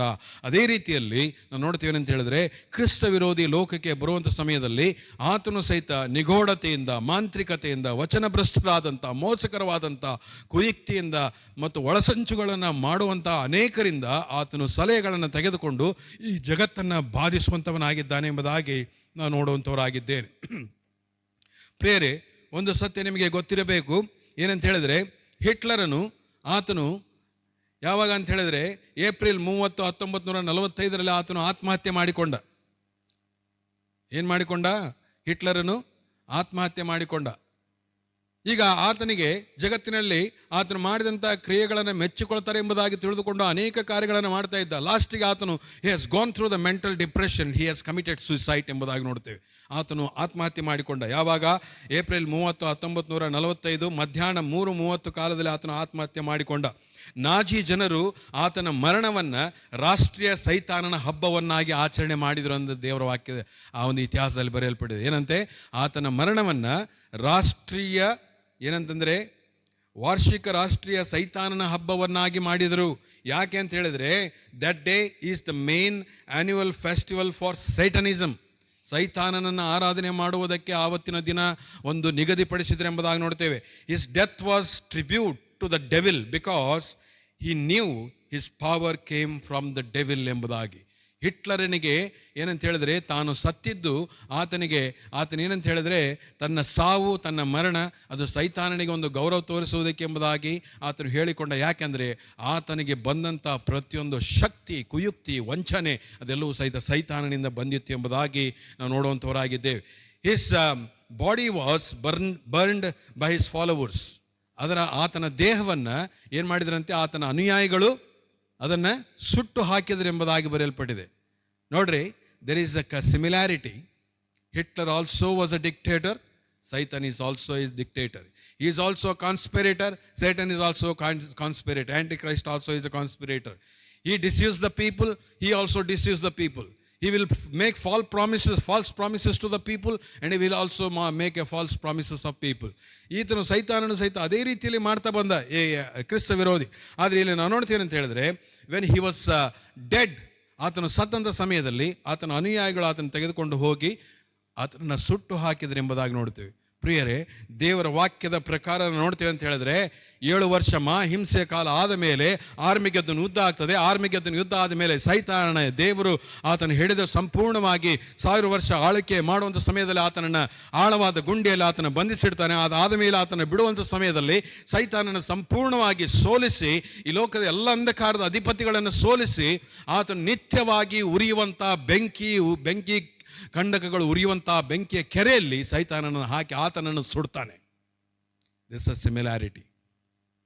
Hallelujah, this similarity. ಮತ್ತೆ ನಾವು ನೋಡ್ತೀವಿ ಅಂತ ಹೇಳಿದ್ರೆ ದಾನಿಯೇಲ 8:25. ಮತ್ತೆ ನಾವು ಬರೋಣ ಅಲ್ಲಿಗೆ. ಏನಂತೆ? ದಾನಿಯೇಲ 8:25 ಏನಂತ ಬಂದಿದೆ? ಯುಕ್ತಿಯಿಂದಲೇ ತನ್ನ ಮೋಸವನ್ನು ಸಿದ್ಧಿಗೆ ತಂದು ಮನದಲ್ಲಿ ಉಬ್ಬಿಕೊಂಡು ನೆಮ್ಮದಿಯಾಗಿರುವ ಬಹುಜನರನ್ನು ನಾಶಪಡಿಸಿ ಎಂಬುದಾಗಿ ಬರೆಯಲ್ಪಟ್ಟಿದೆ. ಹಾಗಾದರೆ ಮತ್ತೊಂದು ವಿಚಿತ್ರವಾದಂಥ ಗುಣ ಹಿಟ್ಲರ್ನಲ್ಲಿದ್ದಂಥದ್ದು ಮತ್ತು ಈತನಲ್ಲಿದ್ದಂಥದ್ದು ಏನಂತಂದರೆ, ಹಿಟ್ಲರ್ ವಾಸ್ ವೆರಿ ವೆರಿ ಅರಗಂಟ್. ಆತನು ಬಹಳ ಮೊಂಡನಾಗಿದ್ದ. ಆತನು ಯಾರ ಮಾತನ್ನು ಕೇಳ್ತಾ ಇರಲಿಲ್ಲ. ಆತನ ಅಷ್ಟು ಮೊಂಡತನ ಇತ್ತಂದರೆ, ಆತನ ಮೊಂಡತನ ಏನಂದರೆ ಇನ್ನೊಬ್ಬರನ್ನ ದ್ವೇಷ ಮಾಡುವಷ್ಟು, ಇನ್ನೊಬ್ಬರನ್ನ ಕೊಲೆ ಮಾಡುವಷ್ಟು, ಇನ್ನೊಬ್ಬರ ಯಾರನ್ನೂ ಸಹಿತ ಕೇಳದಿರುವಂಥ ಒಂದು ಮೊಂಡತನದಿಂದ ಇಡೀ ಜರ್ಮನ್ ದೇಶವನ್ನು ಆಳ್ತಾ ಇದ್ದ, ಇಡೀ ಲೋಕವನ್ನು ಆಳಬೇಕನ್ನುವಂಥ ಆ ಒಂದು ಹುಚ್ಚು ಮೊಂಡತನ ಆತನಲ್ಲಿ ಬಂದು ಆತನು ಲೋಕದಲ್ಲಿ ಸಂಪೂರ್ಣ ವಿನಾಶವನ್ನು ಉಂಟು ಮಾಡಿದ, ನಾಶನವನ್ನು ಉಂಟು ಮಾಡಿದ. ಇಲ್ಲಿ ನಾವು ನೋಡ್ತೇವೆ ಅಂದರೆ ಸೈತಾನನು ಸಹಿತ ಇಲ್ಲಿ ನಾವು ನೋಡ್ತೇವೆ ಹೀಗೆ ಬರೆಯಲ್ಪಟ್ಟಿದೆ, ಯುಕ್ತಿಯಿಂದಲೇ ತನ್ನ ಮೋಸವನ್ನು ಸಿದ್ಧಿಗೆ ತಂದು ಮನದಲ್ಲಿ ಉಬ್ಬಿಕೊಂಡನು ಎಂಬುದಾಗಿ ಬರೆಯಲ್ಪಟ್ಟಿದೆ. ಏನು ಮಾಡಿದಂತೆ? ಮನದಲ್ಲಿ ಉಬ್ಬಿಕೊಂಡು ಆತನೇನು ಮಾಡಿದ? ಇಲ್ಲಿ ನೆಮ್ಮದಿಯಾಗಿರುವ ಬಹುಜನರನ್ನು ನಾಶಪಡಿಸಿ ಪ್ರಭುಗಳ ಪ್ರಭುವಿಗೂ ವಿರುದ್ಧವಾಗಿ ನಿಂತ. ನೆಮ್ಮದಿಯಾಗಿರುವ ಜನರು ಅಂತಂದರೆ ಆಗಿನ ಕಾಲದಲ್ಲಿ 7 ವರ್ಷ ಕಾಲದಲ್ಲಿ ಏನಪ್ಪ ಅಂತ ಹೇಳಿದ್ರೆ, ಆತನು ಸಮಾಧಾನದ ಒಪ್ಪಂದ ಮಾಡಿಕೊಳ್ತಾನೆ. ಎಲ್ಲ ಜನರು ಸಮಾಧಾನದಿಂದ ಇರೋದಕ್ಕೆ ಪ್ರಯತ್ನ ಮಾಡ್ತಾನೆ. ಸಮಯದಲ್ಲಿ ಆತನು ಏನಪ್ಪ ಅಂದರೆ, ಆಗಿನ ಕಾಲದಲ್ಲಿ ಏನಂದರೆ ಬೇರೆ ಧರ್ಮಗಳು ಮತ್ತು ಬೇರೆ ತಪ್ಪಾದ ಧರ್ಮಪಂಥಗಳು ಇರುವಂಥ ಅನೇಕ ಧರ್ಮಗಳು ಏನಿರ್ತವೆ, ಆ ಎಲ್ಲ ಧರ್ಮಗಳನ್ನು ಸಹಿತ ಸರ್ವನಾಶ ಮಾಡ್ತಾನೆ. ಮತ್ತು ನಾವು ನೋಡ್ತೀವಿ ಅಂದರೆ ಜಾರಸ್ತ್ರೀ ಅನ್ನುವಂಥ, ಹಾರ್ಲೆಟ್ ಅನ್ನುವಂಥ ಆ ಒಂದು ಧರ್ಮ, ಅದು ಬಾಬೇಲಿನ ಆ ಒಂದು ಸ್ತ್ರೀ ಎಂಬುದಾಗಿ ಹೇಳ್ತೇವೆ. ಬಾಬೇಲಿನ ಸ್ತ್ರೀ ಅಂತ ಹೇಳುವಾಗ ಆಕೆ ಏನಪ್ಪ ಅಂದರೆ, ನಾವು ಕಳೆದ ಕೆಲವು ವಾರಗಳ ಹಿಂದೆ ನಾವು ಧ್ಯಾನ ಮಾಡಿದ್ದೇವೆ. ಏನಂತ ಹೇಳ್ತಾ, ತಪ್ಪಾದ ಧರ್ಮಪಂಥ ಅದು ಏನಂತ ಹೇಳಿ ತಾಯಿ ಮತ್ತು ಮಗುವಿನ ಆರಾಧನೆ, ಆ ಒಂದು ಸಮಯದಲ್ಲಿ ಅದು ಬಹಳ ಭಯಂಕರವಾಗಿ ನಡೀತಾ ಇರ್ತದೆ. ಅದನ್ನು ಸಹಿತ ನಾಶ ಮಾಡ್ತಾನೆ. ಎಲ್ಲವನ್ನೂ ನಾಶ ಮಾಡಿ ಆತನ ಎಲ್ಲ ಧರ್ಮಗಳನ್ನು ಸಂಪೂರ್ಣವಾಗಿ ನಾಶ ಮಾಡಿ ತಾನು ಲಾಸ್ಟಿಗೆ ಆತನೇನು ಮಾಡ್ತಾನೆ ಅಂದರೆ, ಅತಿ ಪವಿತ್ರವಾದ ಸ್ಥಳದಲ್ಲಿ ಆತನು, ಯೆರೂಸಲೇಮ್ ಅನ್ನುವಂಥ ಪವಿತ್ರವಾದ ಸ್ಥಳದಲ್ಲಿ ಆತನು ತನ್ನ ಪ್ರತಿಮೆಯನ್ನು ನಿಲ್ಲಿಸಿ ಇಡೀ ಲೋಕಕ್ಕೆ ಒಂದು ಆಜ್ಞೆ ಕೊಡ್ತಾನೆ, ಇಡೀ ಲೋಕದವರು ನನ್ನನ್ನೇ ಆರಾಧನೆ ಮಾಡಬೇಕೆಂಬುದಾಗಿ. ಯಾವಾಗ ಈ ಒಂದು ಆಜ್ಞೆಯನ್ನು ಆತನು ಹೊರಡಿಸ್ತಾನೋ, ಸಮಾಧಾನದಿಂದ ಇದ್ದಂತಹ ಜನರೆಲ್ಲ ಅವರು ಗಲಿಬಿಲಿಗೆ ಕಾರಣರಾಗ್ತಾರೆ. ಅವರನ್ನು ನಾಶಪಡಿಸ್ತಾನೆ. ಯಾರಾದರೂ ಅವರಿಗೆ ವಿರುದ್ಧವಾಗಿ ಮಾತನಾಡಿದರೆ ಅವರನ್ನು ನಾಶಪಡಿಸುವಂಥದ್ದು, ಕೊಲ್ಲುವಂಥದ್ದು, ಹಿಂಸೆಗೆ ಒಳಪಡಿಸುವಂಥದ್ದು, ಹೀಗೆ ಮಾಡಿ ಆತನೇನು ಮಾಡ್ತಾನೆ, ಪ್ರಭುಗಳ ಪ್ರಭುವಿಗೆ ವಿರುದ್ಧವಾಗಿ ಯುದ್ಧಕ್ಕೆ ಆತನು ಕರೆ ಕೊಡ್ತಾನೆ. ಆ ಪ್ರಭುಗಳ ಪ್ರಭು ಯಾರು? ಯೇಸು ಕ್ರಿಸ್ತನು ಎಂಬುದಾಗಿ ನೋಡ್ತೀವಿ. ಆರನೆಯ ವಿಷಯ ನಾವು ನೋಡುವಂಥ ಸಮಯದಲ್ಲಿ ಮತ್ತಾಯನ ಬರೆದ ಸುವಾರ್ತೆ 24ನೇ ಅಧ್ಯಾಯ 23-24 ನಾವು ನೋಡ್ತೇವೆ. ಏನಪ್ಪ? ಆಗ ಯಾರಾದರೂ ನಿಮಗೆ ಇಗೋ ಕ್ರಿಸ್ತನು ಇಲ್ಲಿದ್ದಾನೆ, ಅಗೋ ಅಲ್ಲಿದ್ದಾನೆ ಎಂದು ಹೇಳಿದರೆ ನಂಬಬೇಡಿರಿ. ಸುಳ್ಳು ಕ್ರಿಸ್ತರು, ಸುಳ್ಳು ಪ್ರವಾದಿಗಳು ಎದ್ದು ಸಾಧ್ಯವಾದರೆ ದೇವರಾದುಕೊಂಡವರನ್ನು ಸಹ ಮೋಸಗೊಳಿಸುವುದಕ್ಕೋಸ್ಕರ ದೊಡ್ಡ ದೊಡ್ಡ ಸೂಚಕ ಕಾರ್ಯಗಳನ್ನು, ಅದ್ಭುತ ಕಾರ್ಯಗಳನ್ನು ಮಾಡಿ ತೋರಿಸುವರು ಎಂಬುದೇ. ಹಲ್ಲೆಲೂಯಾ. ಏನ್ ಮಾಡ್ತಾನಂತೆ? ಈಗಾಗಲೇ ನಾವು ಓದಿಕೊಂಡಿವಿ. ಏನಂತೆ? 24ನೇ ಅಧ್ಯಾಯ 23-24 ಏನಂತ ಬರೆದಿದೆ? ಆತನೇನು ಮಾಡ್ತಾನೆ? ಆಗ ಯಾರಾದರೂ ನಿಮಗೆ ಅಗೋ ಕ್ರಿಸ್ತನು ಇಲ್ಲಿದ್ದಾನೆ, ಇಗೋ ಕ್ರಿಸ್ತನು ಇಲ್ಲಿದ್ದಾನೆ, ಅಗೋ ಅಲ್ಲಿದ್ದಾನೆ ಎಂದು ಹೇಳಿದರೆ ನಂಬಬೇಡ್ರಿ. ಸುಳ್ಳು ಕ್ರಿಸ್ತರು, ಸುಳ್ಳು ಪ್ರವಾದಿಗಳು ಎದ್ದು ಸಾಧ್ಯವಾದರೆ ದೇವರಾದುಕೊಂಡವರನ್ನು ಸಹ ಮೋಸಗೊಳಿಸುವುದಕ್ಕೋಸ್ಕರ ದೊಡ್ಡ ದೊಡ್ಡ ಸೂಚಕ ಕಾರ್ಯಗಳನ್ನು, ಅದ್ಭುತ ಕಾರ್ಯಗಳನ್ನು ತೋರಿಸುವರೆಂಬುದಾಗಿ. ಅಂದರೆ is a master of deception ಎಂಬುದಾಗಿ. ಅಂದರೆ ಮೋಸಗಾರರ ಗುರು ಆತನು ಎಂಬುದಾಗಿ. ಹಲ್ಲೆಲೂಯ. ಇಲ್ಲಿ ನಾವು ನೋಡ್ತೇವೆ ಅಂತ ಹೇಳಿದ್ರೆ, ಪೌಲನು ಸಹ ಹೇಳ್ತಾನೆ, let no man deceive you, ನಿಮ್ಮನ್ನು ಯಾರೂ ಸಹಿತ ಮೋಸಗೊಳಿಸಂತೆ ನೋಡಿಕೊಳ್ಳ್ರಿ ಎಂಬುದಾಗಿ ಹೇಳ್ತಾನೆ. ಯೋಹಾನ ಬರೆದ ಸುವಾರ್ತೆ 4ನೇ ಅಧ್ಯಾಯ 43ನೇ ವಚನದಲ್ಲಿ ಏನಂತ ಬರೆದಿದೆ? ಯೋಹಾನ 5:43 ಇಲ್ಲಿ ಹೇಳ್ತದೆ, ನಾನು ತಂದೆಯ ಹೆಸರಿನಲ್ಲಿ ಬಂದಾಗ ನೀವು ನನ್ನನ್ನು ಒಪ್ಪಿಕೊಳ್ಳಲಿಲ್ಲ, ಆದರೆ ಇನ್ನೊಬ್ಬನು ತನ್ನ ಹೆಸರಿನಲ್ಲಿ ಬರುವಾಗ ನೀವು ಒಪ್ಪಿಕೊಳ್ಳುತ್ತೀರಿ ಎಂಬುದಾಗಿ ದೇವರ ವಾಕ್ಯದಲ್ಲಿ ಬರೆದಿರುವಂಥದ್ದನ್ನು ನೋಡ್ತೇವೆ. ಹಲ್ಲೆಲೂಯ. ಹಾಗಾದರೆ ಅದರ ಅರ್ಥ ಏನು? ಕಡೇ ದಿವಸಗಳಲ್ಲಿ ಏನಾಗ್ತದೆ ಅಂತ ಹೇಳಿದ್ರೆ, ಈಗ ಒಂದು ವೇಳೆ ಸಭೆ ಎತ್ತಲ್ಪಡುವಂಥ ಸಮಯ ಹತ್ತಿರ ಬಂದಿದೆ, ಈಗಾಗಲೇ ಕ್ರಿಸ್ತನು ಅಲ್ಲಿದ್ದಾನೆ, ಕ್ರಿಸ್ತನು ಇಲ್ಲಿದ್ದಾನೆ ಎಂಬುದಾಗಿ ಕೆಲವರು ಸುಳ್ಳು ಕಥೆಗಳನ್ನು ಹೇಳ್ತಾ ಇದ್ದಾರೆ. ಆದರೆ ಕೆಲವರು ಹೇಳ್ತಾರೆ ಏನಂತ ಹೇಳಿದ್ರೆ, ಸತ್ಯವೇದ ವಿದ್ವಾಂಸರು ಅಥವಾ ಒಂದು ವೇಳೆ ಈಗ ನಡೀತಿರುವಂಥ ಸತ್ಯವೇದದಲ್ಲಿ ಬರೆದಿರುವಂಥ ಅನೇಕ ಸಂಗತಿಗಳು ನಡೀತಾ ಇರುವುದರಿಂದ ಮತ್ತು ಈಗ ಕಾಲಮಾನಗಳನ್ನು ನೋಡುವಂಥ ಸಮಯದಲ್ಲಿ ಒಂದು ವೇಳೆ ನನಗೂ ಸಹ ಅನಿಸ್ತದೆ ಅಂತ ಹೇಳಿದ್ರೆ, ಕ್ರಿಸ್ತ ವಿರೋಧಿ ಎಲ್ಲೋ ಇದ್ದಾನೆ, ಆತನು ಆಗಲೇ ಹುಟ್ಟಿದ್ದಾನೆ ಜಗತ್ತಿನಲ್ಲಿ. ಮತ್ತೆ ಕರ್ತನು ಮಧ್ಯಾಕಾಶದಲ್ಲಿ ಕಾಣಿಸಿಕೊಂಡು ಸಭೆ ಎಂಬ ಕನ್ನಿಕೆ ಎತ್ತಲ್ಪಡುವಂಥ ಸಮಯ ಹತ್ತಿರವಾಗಿದೆ. ಆ ಸಭೆ ಎಂಬ ಕನ್ನಿಕೆ ಎತ್ತಲ್ಪಟ್ಟ ತಕ್ಷಣವೇ ಈ ಲೋಕಕ್ಕೆ ಮಹಾಹಿಂಸೆಯ ಕಾಲ, ಒಂದು ಏನಂದರೆ ಸಂಕಟಗಳ ಕಾಲ ಅದು ಬರುವಂಥದ್ದಾಗಿರ್ತದೆ. ಯಾಕೆ ಅಂತ ಹೇಳಿದ್ರೆ, ಕ್ರಿಸ್ತ ವಿರೋಧಿ ಅನ್ನುವಂಥವನು ಈಗಾಗಲೇ ಅನೇಕ ಕಡೆಗಳಲ್ಲಿ ಏನಂತಂದರೆ ತಪ್ಪಾದ ಸಲಹೆಗಳನ್ನು, ತಪ್ಪಾದ ವಾಗ್ದಾನಗಳನ್ನು, ತಪ್ಪಾದ ಏನಂದರೆ ಸಹಾಯವನ್ನು ಕೊಡುವುದಕ್ಕೆ ನಾನು ಮುಂದೆ ಬರ್ತಾ ಇದ್ದೇನೆ ಎಂಬುದಾಗಿ ಅನೇಕ ಕಡೆಗಳಲ್ಲಿ ನಾವು ನೋಡುವಂಥವರಾಗಿದ್ದೇವೆ. ಹಾಗಾದರೆ ಈ ಸಮಯದಲ್ಲಿ ದೇವರ ವಾಕ್ಯ ಹೇಳ್ತದೆ, ನೀವು ಎಚ್ಚರವಾಗಿರ್ರಿ. ಯಾಕೆಂದರೆ ಆ ಸಮಯದಲ್ಲಿ ಸುಳ್ಳು ಪ್ರವಾದಿಗಳು ಬರ್ತಾರೆ, ಸುಳ್ಳಾಗಿ ಹೇಳುವಂಥವರು ಅನೇಕರು ಬರ್ತಾರೆ. ಅವರು ಕ್ರಿಸ್ತನು ಇಲ್ಲಿದ್ದಾನೆ, ಕ್ರಿಸ್ತನು ಅಲ್ಲಿದ್ದಾನೆ ಎಂಬುದಾಗಿ ಹೇಳಿ ನಿಮ್ಮನ್ನು ಮೋಸಗೊಳಿಸಿದರೆ, ಅಥವಾ ಏನಾದರೂ ಕೆಲವು ಅದ್ಭುತ ಕಾರ್ಯಗಳನ್ನು ಮಾಡಿದರೆ, ಕೆಲವರು ಸೂಚಕ ಕಾರ್ಯಗಳನ್ನು ಮಾಡುವಂಥ ರೀತಿಯಲ್ಲಿ ಮಾಡಿದರೆ, ನೀವು ಕ್ರಿಸ್ತನು ಎಂಬುದಾಗಿ ಹೇಳಿ ನೀವು ದೇವ ಜನರು ಸಹಿತ ಮೋಸ ಹೋಗಿ ಅವರನ್ನು ಹಿಂಬಾಲಿಸುವಂಥ ಪರಿಸ್ಥಿತಿ ಬರ್ತದೆ ಎಂಬುದಾಗಿ ದೇವರ ವಾಕ್ಯ ನೋಡುವಂಥವರಾಗಿದ್ದೇವೆ. ಹಾಗಾದರೆ ಪ್ರಿಯರೇ, ಈ ಸಮಯದಲ್ಲಿ ಬಹಳ ಎಚ್ಚರಿಕೆಯಾಗಿ ಇರಬೇಕಾದಂಥ ಒಂದು ಸಮಯ. ಯಾಕೆಂದರೆ ಕ್ರಿಸ್ತ ವಿರೋಧಿ ಆತನು ತನ್ನ ಒಂದು ಜಾಲವನ್ನು ಬೀಸಿದ್ದಾನೆ. ಕ್ರಿಸ್ತ ವಿರೋಧಿ ಆತನು ಬರುವಂಥ ಸಮಯ ಹತ್ತಿರವಾಗಿದೆ. ಆತನು ಬರುವಂಥ ಸಮಯ ಹತ್ತಿರವಾಗಿರುವುದರಿಂದ ಆತನು ಮೋಸಕರವಾದ ರೀತಿಯಲ್ಲಿ ದೇವ ಜನರನ್ನು ಸಹಿತ ಮೋಸಗೊಳಿಸುವಂಥ ಅನೇಕ ಕುಯುಕ್ತಿಗಳನ್ನು ಮಾಡ್ತಾನೆ, ಒಳಸಂಚುಗಳನ್ನು ಮಾಡ್ತಾನೆ. ಅಂತ ಒಂದು ಸಮಯದಲ್ಲಿ ನೀವು ಮೋಸ ಹೋಗಬೇಡ್ರಿ ಎಂಬುದಾಗಿ ಹೇಳ್ತಾನೆ. ಅಕಲ್ಟ್ ಎಂಬುದಾಗಿ ನೋಡುವಂಥ ಸಮಯದಲ್ಲಿ ಈ ಜಗತ್ತು ಮೋಸಕ್ಕೆ ಒಳಗಾಗಿದೆ. ಅಕಲ್ಟ್ ಎಂಬುದಾಗಿ ಹೇಳುವಂಥ ಸಮಯದಲ್ಲಿ ನಿಗೂಢತೆ, ಮಾಂತ್ರಿಕತೆ, ಗೋಪ್ಯ ಜಗತ್ತನ್ನು ಆವರಿಸಿಕೊಂಡಿದೆ. ಈಗಿನ ಕಾಲದಲ್ಲಿ ನೋಡ್ತೇವೆ, ಸಿನಿಮಾ ಮಂದಿರಗಳಲ್ಲಿ ಅನೇಕ ಏನಪ್ಪಾ ಅಂದರೆ ವಿಚಿತ್ರವಾದ ಸಿನಿಮಾಗಳು ಬರುವಂಥದ್ದನ್ನು ನೋಡ್ತೇವೆ. ಒಂದು ವೇಳೆ ಕೆಲವು ವರ್ಷಗಳ ಹಿಂದೆ ಈಗ ಹ್ಯಾರಿ ಪಾಟರ್ ಅನ್ನುವಂಥ ಒಂದು ಫಿಲ್ಮ್ ಬರ್ತಾ ಇತ್ತು, ಅಥವಾ ಒಂದು ಸೀರಿಯಲ್ ಬರ್ತಾ ಇತ್ತು. ಅದರಲ್ಲಿಯೂ ಸಹಿತ ಅನೇಕ ಮಂತ್ರಗಳಿಂದ ತುಂಬಿದಂಥ ಒಂದು ಚಿತ್ರವೇ ಅದು. ಮತ್ತೆ ನಾವು ನೋಡ್ತೀವಿ ಅಂತ ಹೇಳಿದ್ರೆ, ವಾಮಾಚಾರದ ಕಾಲೇಜುಗಳು ಈಗ ತೆರೆಯಲ್ಪಟ್ಟಿದ್ದಾವೆ. ನಿಮಗೆ ಆಶ್ಚರ್ಯ ಅನ್ನಿಸ್ಬೋದು. ಮಾಟ ಮಂತ್ರಗಳನ್ನು ಹೇಗೆ ಮಾಡಬೇಕನ್ನುವಂಥ ಕಲಿಯುವಂಥ ಕಾಲೇಜುಗಳಿದ್ದಾವೆ. ಮತ್ತು ವಿಚ್ ಕ್ರಾಫ್ಟ್ ಮಾಡೋದು ಹೇಗೆ ಎಂಬುದಾಗಿ. ಮತ್ತು ನಮ್ಮ ಮಕ್ಕಳು ಆಡುವಂಥ ಕೆಲವೊಂದು ಆಟಗಳನ್ನು ನೀವು ನೋಡಿದರೆ ಬಹಳ ಆಶ್ಚರ್ಯ ಅನ್ನಿಸ್ತದೆ. ಯಾಕೆಂದರೆ ಸೈತಾನ ಅವುಗಳನ್ನು ಗುಪ್ತವಾದ ರೀತಿಯಲ್ಲಿ ನಿಗೂಢತೆಯಿಂದ ಅದನ್ನು ಇಂಪ್ಲಿಮೆಂಟ್ ಮಾಡ್ತಾ ಇದ್ದಾನೆ. ಇವತ್ತಿನ ದಿವಸ ಟೆಕ್ನಾಲಜಿ ಅನ್ನೋದು ಎಷ್ಟು ಇಂಪ್ರೂವ್ ಆಗಿದೆಯೋ, ಎಷ್ಟು ಮನುಷ್ಯ ಜ್ಞಾನವನ್ನು ಪಡೆದುಕೊಳ್ತಾ ಇದ್ದಾನೋ, ಅಷ್ಟೇ ಆತನ ವಿನಾಶದಲ್ಲಿ ತನ್ನನ್ನು ಹೆಜ್ಜೆ ಇಡ್ತಾ ಆತನ ಮುಂದೆ ಹೋಗ್ತಾ ಇದ್ದಾನೆ. ಕೆಲವು ವರ್ಷಗಳ ಹಿಂದೆ ಬ್ಲೂ ವೇಲ್ಸ್ ಅನ್ನುವಂಥ ಒಂದು ಗೇಮ್ ಬಂದಿತ್ತು. ಆ ಬ್ಲೂ ವೇಲ್ಸ್ ಅನ್ನುವಂಥ ಗೇಮ್ ಅದು ಎಂಥ ಒಂದು ವಿಚಿತ್ರವಾದ ಗೇಮ್ ಅಂತ ಹೇಳಿದ್ರೆ, ಅದನ್ನು ಆಡ್ತಾ ಇರುವಂಥವನು ಆ ಗೇಮ್ನಲ್ಲಿ ಆತನು ಯಾವ ರೀತಿಯಲ್ಲಿ ಹೇಳ್ತಾನೋ ಅದೇ ರೀತಿಯಲ್ಲಿ ಮಾಡ್ತಾ ಇದೆ. ಎಷ್ಟೋ ಜನರು ಬ್ಲೂ ವೇಲ್ ಗೇಮ್ ಆಡ್ತಾ ಎಷ್ಟೋ ಜನರು ತಮ್ಮ ಪ್ರಾಣಗಳನ್ನು, ಯವನಸ್ಥ ಮಕ್ಕಳು, ಚಿಕ್ಕ ಮಕ್ಕಳು ಪ್ರಾಣವನ್ನು ಕಳೆದುಕೊಳ್ತಾ ಇದ್ರು. ಇದೆಲ್ಲ ಯಾಕೆ ಆಗ್ತಾ ಇದೆ ಅಂತ ಹೇಳಿದ್ರೆ, the Satan is master of deception. ಆತನು ಮೋಸ ಮಾಡುವಂಥವನ ಗುರು ಆಗಿದ್ದಾನೆ ಎಂಬುದಾಗಿ. Is deceiving the people. He says technology is very important, but at the same time he is deceiving the people by the technology. ಈಗ ಅಮೇರಿಕ ದೇಶದಲ್ಲಿ ನಾವು ನೋಡ್ತೀವಿ ಅಂತ ಹೇಳಿದ್ರೆ, ಆಗಲೇ ಚಿಪ್ ಅದು ಏನಪ್ಪ ಅಂದರೆ ಇಂಪ್ಲಿಮೆಂಟ್ ಮಾಡೋದಕ್ಕೆ ಸ್ಟಾರ್ಟ್ ಮಾಡಿದ್ದಾರೆ. ಚಿಪ್ ಆಗಲೇ ಇಂಪ್ಲಿಮೆಂಟ್ ಮಾಡೋದಕ್ಕೆ ಸ್ಟಾರ್ಟ್ ಮಾಡಿದ್ದಾರೆ. ಅಂದರೆ ತಂತ್ರಜ್ಞಾನದಿಂದ ತುಂಬಿದಂಥ ಒಂದು ಚಿಪ್. ಅದೇನಂತ ಹೇಳಿದ್ರೆ, ಇಲ್ಲಿ ಮುಂಗೆಯಲ್ಲಿಯೋ ಅಥವಾ ಎಲ್ಲೋ ಒಂದು ಕಡೆ ಚಿಪ್ ಅದನ್ನು ಹಾಕಬೇಕೆಂಬುದಾಗಿ ಅದನ್ನಾಗಲೇ ಪ್ರಯತ್ನ ಮಾಡೋದಕ್ಕೆ ಶುರು ಮಾಡಿಬಿಟ್ಟಿದ್ದಾರೆ. ಅಂತ್ಯಕಾಲದಲ್ಲಿ ಏನಾಗ್ತದೆ? ಅಂತ್ಯಕಾಲದಲ್ಲಿ ಆಗ್ತದೆ ಏನಂತ ಹೇಳಿದ್ರೆ, ಸೈತಾನ ತನ್ನ ಮೋಸಕರವಾದಂಥ ರೀತಿಯಲ್ಲಿ ಜನರಿಗೆ ಅವನನ್ನು ಹಿಂಬಾಲಿಸಬೇಕೆಂಬುದಾಗಿ ಆ ಒಂದು ಟೆಕ್ನಾಲಜಿಯನ್ನು ಉಪಯೋಗ ಮಾಡಿ ಆತನೇನು ಮಾಡ್ತಾನೆ, ಕಂಪ್ಯೂಟರ್ ಚಿಪ್ಪನ್ನು ಆತನು ಹಾಕ್ತಾನೆ. ಆ ಚಿಪ್ಪನ್ನು ಹಾಕೋದ್ರ ಮೂಲಕವಾಗಿ ಏನಂತ ಹೇಳಿದ್ರೆ, you are going to identify yourself with Antichrist and is going to bring that deception. ಆ ಒಂದು ಮೋಸವನ್ನು ಆತನು ತರುವಂಥವನಾಗಿದ್ದಾನೆ. ಈಗ ನಾವು ನೋಡ್ತೇವೆಂದರೆ, ಇಲ್ಲಿ ಕತ್ತಲೆ, ಬ್ಲೂ ವೇಲ್ಸ್ ಮತ್ತು ಮಿಲಿಟರಿ ಕೆಲವರು ಏನಪ್ಪ ಅಂದರೆ ಸೈತಾನನ ಆರಾಧನೆ ಮಾಡುವಂಥ ಕೆಲವೊಂದು ಏನಪ್ಪ ಅಂದರೆ ಗುಡಿಗಳನ್ನು ಕೆಲವರು ತೆಗೆದಿದ್ದಾರೆ. ಬೆಂಗಳೂರಿನಲ್ಲಿ ಸೇಟನ್ ವರ್ಷಿಪ್ ಎಂಬುದಾಗಿ ಒಂದು ಗುಪ್ತವಾದಂಥ ಒಂದು ಸ್ಥಳ ಇದೆ. ಮತ್ತೆ ನಾವು ನೋಡ್ತೀವಿ ಅಂದರೆ ಕೆಲವರು ಈಗ ಕೆಲವೊಂದು ಅಕಲ್ಟ್ಸ್ ಬಂದಿದ್ದಾವೆ. ಏನಂತಂದರೆ ಟ್ರಾನ್ಸೆಂಡೆಂಟಲ್ ಮೆಡಿಟೇಷನ್ ಎಂಬುದಾಗಿ. ಟ್ರಾನ್ಸೆಂಡೆಂಟಲ್ ಮೆಡಿಟೇಷನ್ ಅಂದರೆ ನಾವು ಧ್ಯಾನ ಮಾಡ್ತಾ ನಮ್ಮ ಆತ್ಮ ಎಲ್ಲೋ ತಿರುಗಾಡ್ತಾ ಹೋಗ್ಬಿಡ್ತದೆ ಎಂಬುದಾಗಿ. ಇನ್ನು ಕೆಲವರು ಏನಪ್ಪ ಅಂದರೆ ಪಾಸಿಟಿವ್ ಮೆಂಟಲ್ ಆ್ಯಟಿಟ್ಯೂಡ್ ಎಂಬುದಾಗಿ, PMA ಎಂಬುದಾಗಿ. ಇವೆಲ್ಲ ಕೆಲವೊಂದು ಅಕಲ್ಟ್ಸ್ ಬಂದಿರುವಂಥ ತಪ್ಪಾದ ರೀತಿಯಲ್ಲಿ ನಿಗೂಢತೆಯಿಂದ ತುಂಬಿದಂಥ ಕೆಲವೊಂದು ಧರ್ಮ ಮನುಷ್ಯರನ್ನು ವಂಚಿಸುವಂಥ ಪಂಥಗಳು ಏನಂತ ಹೇಳಿದ್ರೆ ಲೋಕದಲ್ಲಿ ಬಂದಿವೆ. ಅದಕ್ಕಾಗಿ ದೇವರ ವಾಕ್ಯ ಹೇಳ್ತದೆ, 1 ಯೋಹಾನ 4:3 ಕ್ರಿಸ್ತ ವಿರೋಧಿ ಆತ್ಮ ಈಗಾಗಲೇ ಲೋಕದಲ್ಲಿ ಇದೆ, ಎಚ್ಚೆತ್ತುಕೊಳ್ಳುವಂಥ ಸಮಯ. ಯೇಸುವನ್ನು ಒಪ್ಪದೇ ಇರುವ ಆತ್ಮವು ದೇವರಿಂದ ಪ್ರೇರಿತವಾದದ್ದಲ್ಲ, ಅದು ಕ್ರಿಸ್ತ ವಿರೋಧಿಯ ಅಂತ್ಯವಾಗಿದೆ. ಅದು ಬರುವುದೆಂಬುದನ್ನು ನೀವು ಕೇಳಿದ್ದಿರಲ್ಲ, ಈಗಲೂ ಲೋಕದಲ್ಲಿ ಅದೇ. ಹಲ್ಲೆಲೂಯಾ. ಏನಂತೆ? ಯಾವಾಗ ಇದು ಯೇಸು ಸ್ವಾಮಿ ಹೇಳಿದ್ದು? ಇದನ್ನು ಬರೆದಂಥವನು ಅಪೊಸ್ತಲನಾದ ಯೋಹಾನ. ಹಲ್ಲೆಲೂಯಾ. ಅಪೊಸ್ತಲನಾದ ಯೋಹಾನ ತನ್ನ ಕಡೆಯ ಪುಸ್ತಕ ಬರೆಯುವಂಥ ಸಮಯದಲ್ಲಿ AD 90 ಅಥವಾ 95 ಆಗಿತ್ತು. ಈಗ 2021 ಅಂದರೆ ಅದರ ಅರ್ಥ ಏನು?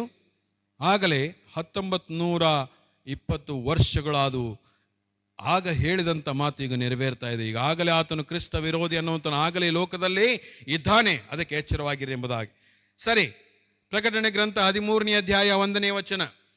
ಪ್ರಕಟಣೆ ಗ್ರಂಥ 13ನೇ ಅಧ್ಯಾಯ 1ನೇ ವಚನದಲ್ಲಿ ನಾವೇನಂತ ಓದ್ತೇವೆ? ಸಮುದ್ರದಿಂದ ಮೃಗವು ಏರಿ ಬರುವುದನ್ನು ಕಂಡೆನು. ಅದಕ್ಕೆ 7 ತಲೆಗಳು, 10 ಕೊಂಬುಗಳು, ಕೊಂಬುಗಳ ಮೇಲೆ 10 ಮಕುಟಗಳು, ತಲೆಗಳ ಮೇಲೆ ದೇವದೂಷಣ ನಾಮಗಳು ಇದ್ದವು. ಹಲ್ಲೆಲೂಯಾ. ಇಲ್ಲೇನಂತೆ? He will come as a political genius ಎಂಬುದಾಗಿ. Hallelujah. Antichrist will come as a political genius, ಅಂದರೆ ರಾಜಕಾರಣೀಯ ನಿಪುಣನಾಗಿ ಆತನು ಬರುವಂತವನಾಗಿದ್ದಾನೆ. Hitler came up as a political genius after the First World War, and he has influenced everyone by his mesmerizing speech and conspirating dictatorship ಎಂಬುದಾಗಿ ನೋಡ್ತೇವೆ. Let me say once again, ಏನಂತ ಹೇಳಿದ್ರೆ, Hitler came up as a political genius after the First World War, and he has influenced everyone by his mesmerizing speech and conspirating dictatorship ಎಂಬುದಾಗಿ. ಅಂದರೆ ಹಿಟ್ಲರನು ಆತನು ಮೊದಲನೆಯ ಮಹಾಯುದ್ಧ ಆದ ಮೇಲೆ ಆತನು ಇಡೀ ಲೋಕಕ್ಕೆ ತನ್ನ ಅತಿ ಕುಯುಕ್ತಿಯುಳ್ಳಂಥ ಒಂದು ಮಾತುಗಳ ಮೂಲಕವಾಗಿಯೂ ಮತ್ತು ಒಳಸಂಚಿನಿಂದ ತುಂಬಿದಂಥ ಸರ್ವಾಧಿಕಾರತ್ವದಿಂದಲೂ ಜಗತ್ತನ್ನು ಮೋಸಪಡಿಸುವುದಕ್ಕೆ ಆತನು ಬಂದನೆಂಬುದಾಗಿ ನೋಡ್ತೇವೆ. ಆತನು ಈ came up as A great political genius. ಇಲ್ಲಿ ನಾವು ನೋಡ್ತೇವೆ, ಈ ಸೈತಾನನು ಸಹಿತ, ಅಂತ್ಯಕ್ರೈಸ್ತನು ಸಹಿತ ಹಾಗೇ ಬರ್ತಾನೆ. ಸಮುದ್ರದಿಂದ ಮೃಗವು ಏರಿ ಬಂತು, ಆದರೆ 7 ತಲೆಗಳು 10 ಕೊಂಬುಗಳು. ಏನಂತೆ ನೋಡ್ರಿ, ಇಲ್ಲಿ ಸಮುದ್ರದಿಂದ ಮೃಗವು ಏರಿ ಬರುವುದನ್ನು ಕಂಡೆನು. ಅದಕ್ಕೆ 7 ತಲೆಗಳು, 10 ಕೊಂಬುಗಳು, ಕೊಂಬುಗಳ ಮೇಲೆ 10 ಮುಕುಟಗಳು, ತಲೆಗಳ ಮೇಲೆ ದೇವದೂಷಣ ನಾಮಗಳು ಇದ್ದವು. ಹಲ್ಲೆಲೂಯಾ. ಸೊ ಇದರ ಅರ್ಥ ಏನು? ನಾವು ನೋಡ್ತೇವೆ, ಪ್ರಕಟಣೆ ನಾವು ಎಜಿಕೇಲ್ನ ಬರೆದ ಗ್ರಂಥದಲ್ಲಿ, ನಾವು ದಾನಿಯಲ್ನ ಬರೆದ ಗ್ರಂಥದಲ್ಲಿ ನಾವು ಓದುವಾಗ 2ನೇ ಅಧ್ಯಾಯದಲ್ಲಿ ದಾನಿಯಲ್ನ ಒಂದು ಪ್ರತಿಮೆಯ, ನೆಬೂಕದ್ನೆಚ್ಚರನಿಗೆ ಬಿದ್ದಂಥ ಒಂದು ಪ್ರತಿಮೆಯ ಕನಸನ್ನು ಆತನು ವಿವರಿಸಿ ಹೇಳ್ತಾನೆ. ತಲೆ ಬಂಗಾರದ್ದು, ಅದು ಬ್ಯಾಬಿಲೋನಿಯನ್ ಕಿಂಗ್ಡಮ್. ಮತ್ತು ತೋಳು ಅದು ಬೆಳ್ಳಿದು, ಅದೇನಪ್ಪ ಅಂದರೆ ಮಿಡೋ ಪರ್ಷಿಯಾ. ಸೊಂಟ ಅದು ತಾಮ್ರದ್ದು, ಅದು ಗ್ರೀಕ್ ದೇಶ. ಮತ್ತು 2 ಕಾಲುಗಳು ಅದೇನೆಂದರೆ ರೋಮನ್ ಎಂಪೈರ್, ಒಂದು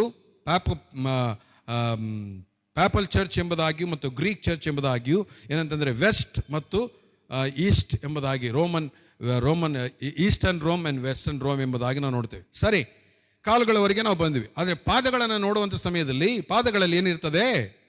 10 ಬೆರಳುಗಳು. ಆ 10 ಬೆರಳುಗಳು ಏನಪ್ಪ ಅಂತ ಹೇಳಿದ್ರೆ, ಈಗಿನ ಕಾಲದಲ್ಲಿ ಇರತಕ್ಕಂಥ ಯುನೈಟೆಡ್ ನೇಷನ್ಸ್ ಎಂಬುದಾಗಿ ನೋಡ್ತೇವೆ. ಯುನೈಟೆಡ್ ನೇಷನ್ಸ್ನಲ್ಲಿ ಈಗಾಗಲೇ ನಾನು ಕಳೆದ ವಾರ ಹೇಳಿದ್ದೆ, 160ಕ್ಕಿಂತಲೂ ಹೆಚ್ಚು ದೇಶಗಳು ಸೇರಿಕೊಂಡಿದ್ದಾವೆ.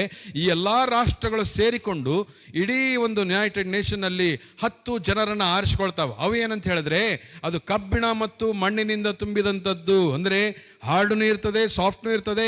ಈ 10 ಜನ ಸೇರಿಕೊಂಡು ಏನಪ್ಪ ಅಂದರೆ ಆರಿಸ್ತಾರೆ. ಈ 10 ಜನ ಇರುವಂಥ ಸಮಯದಲ್ಲಿ ಇಲ್ಲಿ ನಾವು ನೋಡ್ತೇವೆ, ಅಂತ್ಯಕ್ರಿಸ್ತನು ಆತನು ಬರ್ತಾ ಇದ್ದಾನೆ. 3 ಮೇಲೆ ಆತನ ಯುದ್ಧವನ್ನು ಸಾರಿ ಆತನ 3 ಗೆದ್ದು ಆತನ ಇನ್ನೂ 7 ಜನರಿರ್ತಾರೆ. ಆ 7 ಜನರನ್ನು ಸಹಿತ ತನ್ನ ಹಿಂದೆ ಹಾಕಿಕೊಂಡು ಆತನೇ ಸರ್ವಾಧಿಕಾರತ್ವವನ್ನು ವಹಿಸಿಕೊಂಡು ಆ 10 ಮುಕುಟಗಳನ್ನು ತನ್ನ ಮೇಲೆ ಹಾಕಿಕೊಂಡು ಆತನ ಏನು ಮಾಡ್ತಾನೆ ಅಂತ ಹೇಳಿದ್ರೆ, ಆತನ ಲೋಕಕ್ಕೆ ಆತನು ಮಹಾನಾಯಕನಾಗಿ ಮೆರೆಯುವಂಥವನಾಗಿದ್ದಾನೆ. ಹಲ್ಲೆಲೂಯಾ. ಆತನು ಮಹಾನಾಯಕನಾಗಿ ಮೆರೀತಾನೆ. ಆಗ ಸಮುದ್ರದಿಂದ ಮೃಗವು ಏರಿ ಬಂತು. ಆತನಿಗೆ ಏನಂತ ಇಲ್ಲಿ ದೇವರ ವಾಕ್ಯ ಸ್ಪಷ್ಟವಾಗಿ ಹೇಳ್ತದೆ, ಏನಂತ ಏರಿ ಬರುವುದನ್ನು ಕಂಡೆನು. ಆತಕ್ಕೆ 7 ತಲೆಗಳು, 10 ಕೊಂಬುಗಳು, ಕೊಂಬುಗಳ ಮೇಲೆ 10 ಮುಕುಟಗಳು, ತಲೆಗಳ ಮೇಲೆ ದೇವದೂಷಣ ನಾಮಗಳು ಇದ್ದವು. ದೇವರನ್ನು ದೂಷಿಸುತ್ತಾ ಆತನು ಬರ್ತಾನೆ. ದೇವರನ್ನು ದೂಷಿಸುತ್ತಾ ಆತನು ಬರ್ತಾನೆ ಅಂತ ಹೇಳಿದ್ರೆ, ಆಗಿನ ಕಾಲದಲ್ಲಿ ಆತನು ಮಾಡುವಂಥ ಕೆಲಸ ಏನೆಂದರೆ, ದೇವರನ್ನು ಸಂಪೂರ್ಣವಾಗಿ ದೂಷಣೆ ಮಾಡಿ ತಾನೇ ದೇವರೆಂಬುದಾಗಿ ತನ್ನನ್ನು ಮೇಲಕ್ಕೆ ಹತ್ತಿಸಿಕೊಳ್ಳುವಂಥ ಏರಿಸಿಕೊಳ್ಳುವಂಥ ಕೆಲಸವನ್ನು ಆತನು ಮಾಡುವಂಥವನಾಗಿದ್ದಾನೆ. ಹಲ್ಲೆಲೂಯಾ. ಈಗ ದೇವರ ವಾಕ್ಯ, Hitler destroyed the Germany and Europe and Satan will bring disaster for the whole world.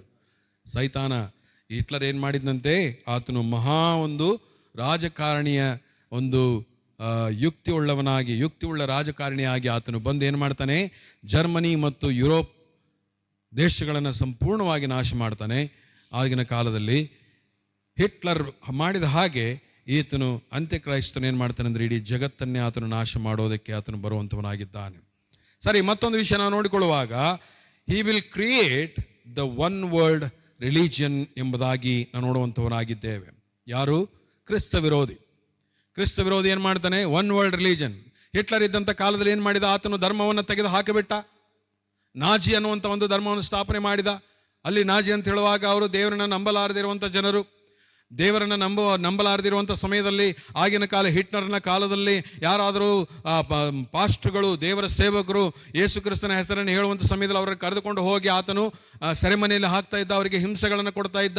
ಯಾವಾಗ ಯಹೂದ್ಯರು ಆಗಿನ ಕಾಲದಲ್ಲಿ ಇದ್ದಂಥ ಯುರೋಪ್ನಲ್ಲಿ ಇದ್ದಂಥ ಯಹೂದ್ಯರಾಗಲಿ, ಆಗಿನ ಕಾಲದಲ್ಲಿ ಇದ್ದಂಥ ಯಹೂದ್ಯರು ಏನಪ್ಪ ಅಂದರೆ ದೇವರನ್ನು ನಂಬುವಂಥ ಸಮಯದಲ್ಲಿ ಆತನು ದೇವದೂಷಕನಾಗಿ, ದೇವರನ್ನು ಆತನು ದೂಷಣೆ ಮಾಡುವಂಥವನಾಗಿ, ದೇವರಿಗೆ ದ್ವೇಷ ಮಾಡುವಂಥವನಾಗಿ 60 ಲಕ್ಷ ಜನ ಯಹೂದ್ಯರನ್ನ ಆತನು ನಾಶ ಮಾಡಿದ ಎಂಬುದಾಗಿ ನೋಡ್ತೇವೆ. ಹಿಟ್ಲರ್ ನಾಶ ಮಾಡಿದ.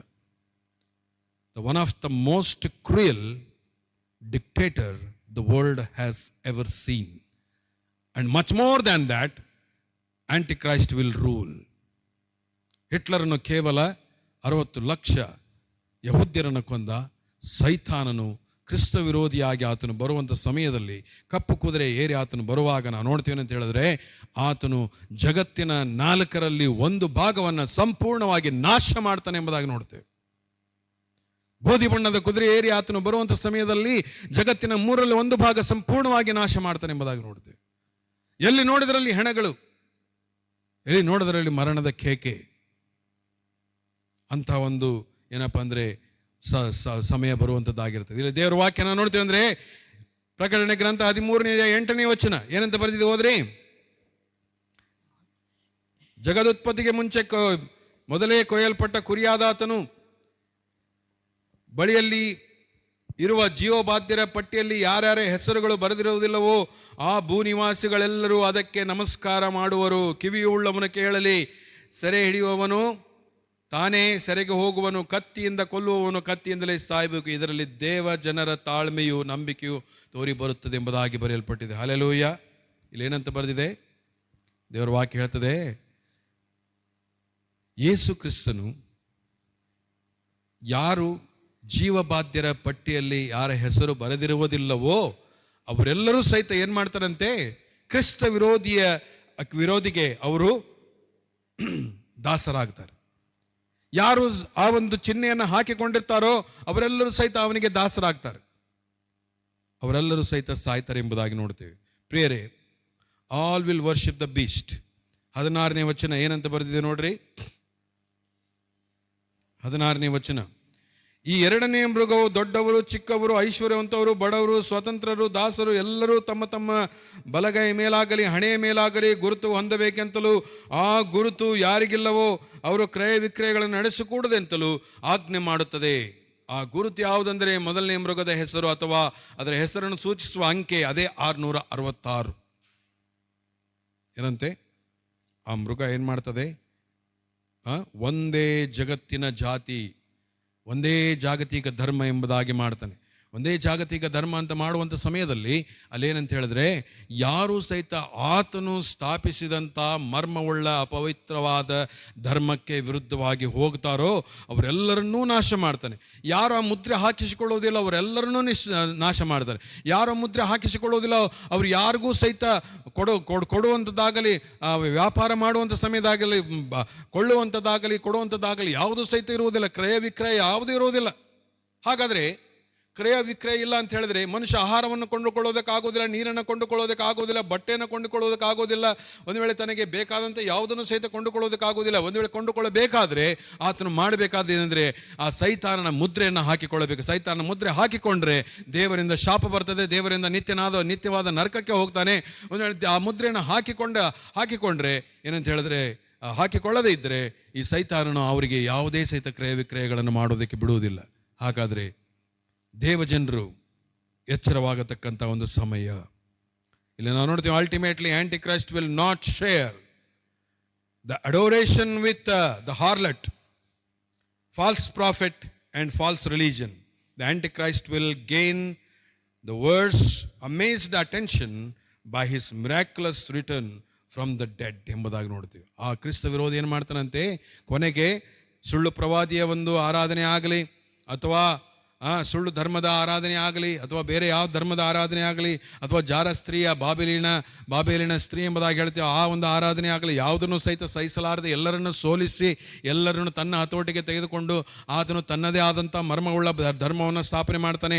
ಆ ಧರ್ಮವನ್ನು ಸ್ಥಾಪನೆ ಮಾಡುವಂಥ ಸಮಯದಲ್ಲಿ ಏನಂತ ಹೇಳಿದ್ರೆ, ಇಡೀ ಲೋಕವನ್ನು ತನ್ನನ್ನೇ ಆರಾಧಿಸಬೇಕೆಂಬುದಾಗಿ ಆತನ ಲೋಕದ ಜನರನ್ನು ಆತನೇನು ಮಾಡ್ತಾನೆ, ನಡೆಸುವಂಥವನಾಗ್ತಾನೆ. ಈಗ ಇಲ್ಲಿ ನಾವು ನೋಡ್ತೇನೆ ಅಂತ ಹೇಳಿದ್ರೆ, ಇಲ್ಲಿ ಪ್ರಕಟಣೆ ಗ್ರಂಥ 13ನೇ ಅಧ್ಯಾಯ 3ನೇ ವಚನ ಏನಂತ ಬರೆದಿದೆ ಇಲ್ಲಿ, ಆದರೆ ತಲೆಗಳ ಒಂದು ತಲೆಗೆ ತಲೆಗಳಿಗೆ ಒಂದು ಅದರ ತಲೆಗಳಲ್ಲಿ ಒಂದು ತಲೆ ಗಾಯ ಹೊಂದಿ ಸಾಯುವ ಹಾಗಿರುವುದನ್ನು ಕಂಡೆನು. ಆ ಮರಣಕರವಾದ ಗಾಯವು ವಾಸಿಯಾಯಿತು. ಭೂಲೋಕದವರೆಲ್ಲರೂ ಆ ಮೃಗವನ್ನು ನೋಡುತ್ತಾ ಆಶ್ಚರ್ಯಪಟ್ಟರು. ಸರಿ, ಇದು ದೇವರ ವಾಕ್ಯ ಏನ್ ಹೇಳ್ತದೆ, ಆ ತಲೆಗೆ ಒಂದು ಗಾಯವಾಯಿತು. ಈಗ ಅದರ ವಿಷಯದಲ್ಲಿ ನೆಕ್ಸ್ಟ್ ಪಾಯಿಂಟ್ನಲ್ಲಿ ನಾವು ಹೇಳೋಣ. ಏನಂತ ಹೇಳಿದ್ರೆ, ಹಿ ಮಿರಾಕ್ಯುಲಸ್ಲಿ ಎಸ್ಕೇಪ್ಡ್ ಫ್ರಮ್ ದ ಡೆಡ್ ಅಂತ ನೋಡ್ತೇವೆ. ಆತನೆಂದರೆ ಆಶ್ಚರ್ಯಕರವಾದ ರೀತಿಯಲ್ಲಿ ಆತನು ಮರಣವನ್ನು ಜಯಿಸಿದ. ಮರಣವನ್ನು ಜಯಿಸಿದ ಮೇಲೆ ಆತನು ಇಡೀ ಲೋಕವನ್ನು ತನ್ನ ಹತೋಟಿಯಲ್ಲಿ ತೆಗೆದುಕೊಳ್ತಾನೆ. He will turn on the false religious system and destroy it and establishing himself as a God ಎಂಬುದಾಗಿ ತನ್ನನ್ನೇ ತಾನೇ ದೇವರಾಗಿ ಮಾಡಿಕೊಳ್ತಾನೆ. The war against Christianity has been already begun and it's going to be worst until the rapture.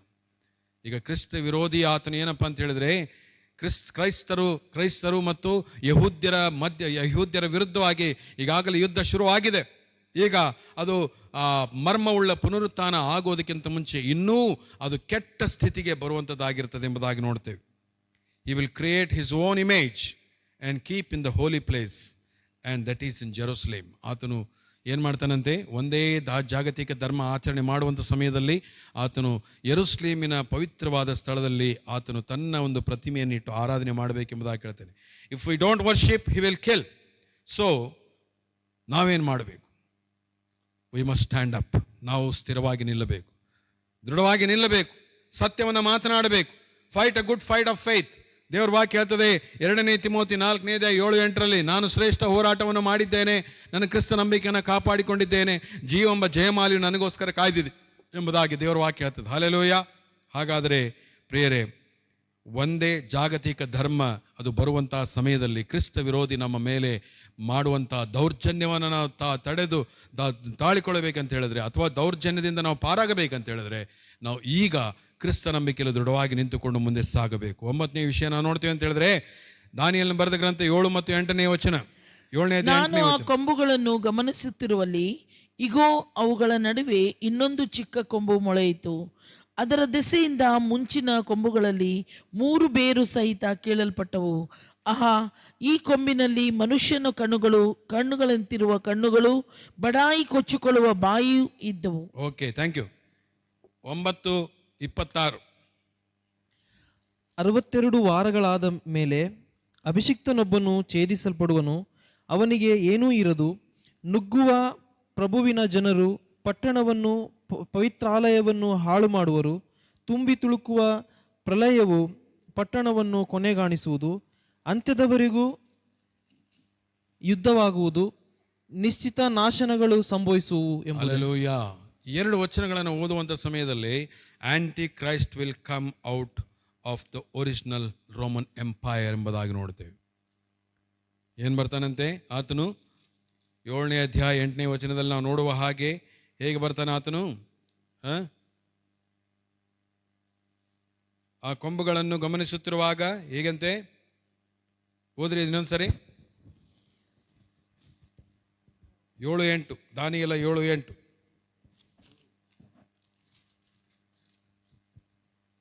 ನಾನು ಆ ಕೊಂಬುಗಳನ್ನು ಗಮನಿಸುತ್ತಿರುವಲ್ಲಿ ಇಗೋ ಅವುಗಳ ನಡುವೆ ಇನ್ನೊಂದು ಚಿಕ್ಕ ಕೊಂಬು ಮೊಳೆಯಿತು.